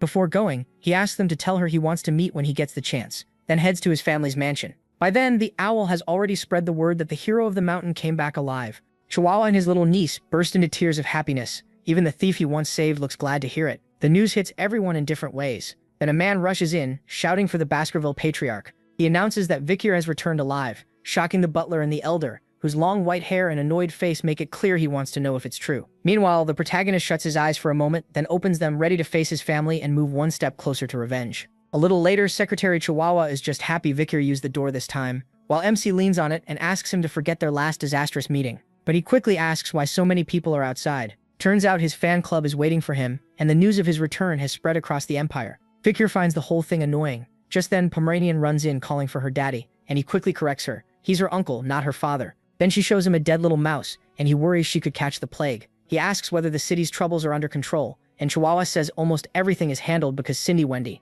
the person the protagonist recommended, is excellent. Still, one case remains unsolved. Chihuahua brings out an envelope marked F10, and says that this year children from the poorer communities have been disappearing one by one. They seem kidnapped, but none were found on the black market. It's like they vanished. There's no proof, but he suspects one person is behind it all. Reading the file, Vikir looks furious because these child disappearances in Underdog match the case he was framed for in his past life. What's strange is that this should have happened much later, and it was the very thing used to set him up. Then Pomeranian calls him over, saying she has something to show him. The mouse that was dead is suddenly alive again, which shocks both Vikir and Chihuahua. They ask if she really brought it back to life. When they realize she did, MC is baffled and wonders if she used voodoo or some strange outside mana. He asks when she found out, and she says it started 3 nights ago. In truth, she just copied what the tribe people did, making him realize someone from the Lococo tribe must have found her. At only 5 years old, she already shows more talent than Baskerville and Morgue Scarlet children, who start learning magic around age 8. A black mage born into a family of swordsmen is sure to drive Hugo crazy, so Vikir decides it's best if they never meet. Right then, a carrier pigeon arrives with a message for Chihuahua, who quickly calls for the vice-consul to see it. The letter is from the Patriarch himself. Soon after, a carriage arrives, and someone steps out calmly. The Patriarch has come to Underdog in person. A few hours later, 2 cups of tea sit on the table. Chihuahua is badly nervous, but the butler stays oddly calm. Vikir and his father silently study each other. At last, Hugo breaks the silence and greets his son. Knowing his father was coming, the protagonist hid Pomeranian in the room and hoped Hugo wouldn't notice. Hugo asks what it was like living with the barbarians, and the protagonist says he stayed with them until he could recover. During that time, he acted friendly so he could learn their culture and find a way out. Hugo asks how he pulled that off, and Vikir says he controlled the barbarians with goods from the empire. To them, things like orbs and wool are precious, and even vegetables and grain are highly valued. Use well, those goods can make it easy to control them. Hugo points out that sounds like trade, not domination. MC answers that they'll still die in the end. In return for those supplies, he plans to demand they hunt down monsters. Hugo realizes the barbarians will die protecting the territory. That answer leaves him impressed, just as expected. Listening to this twisted father-son talk, Chihuahua can't help wondering what a normal family conversation sounds like. The butler seems pleased too. He hasn't seen the patriarch smile like this since the young master vanished. Vizier calmly sips his tea, thinking he doesn't want the Balaks to suffer. From the Baskervilles' point of view, the natives will be dying, but in truth they'll just be moving to where the madam is. So Hugo will believe his revenge on the barbarians is finally happening, while they're actually growing stronger. But then Hugo's tea begins to bubble, and in a surge of anger he declares he won't negotiate with the Lococo tribe. He wants to wipe them out himself. He starts to wonder if Hugo has some deeper history with them, and that gives him one more reason to keep Pomeranian hidden. Realizing he started talking about barbarians the moment he reunited with his son, Hugo changes the subject. He tells Vicar not to return to the front lines. Saving the Morgue Scarlet daughter brought honors, a high diplomatic reward, and praise from the royal family. But none of that matters to a father who nearly lost his son. It isn't worth losing a child. As the protagonist realizes this is his father's way of showing affection, he remembers the day he was captured and the sting of betrayal. Surrounded by the cold eyes of the hunting dogs he had fought beside his whole life, he understood he had been abandoned by his master, who never even let him explain and showed him no mercy. So this sudden warmth won't fool him. His eyes stay fixed on Hugo's neck. Then someone suddenly calls out for their uncle. Both Chihuahua and Vicky freeze in shock as Pomeranian runs into his arms, terrified by the thunder. She clings to him and both of them know the situation just turned dangerous. Pomeranian was never supposed to meet the patriarch, but after studying the girl's face, Hugo slowly stands with a hard-to-read look. A moment later, he comments on her appearance like he knows exactly who she is. Our video ends here. If you enjoyed it, subscribe to this YouTube channel. See you next time.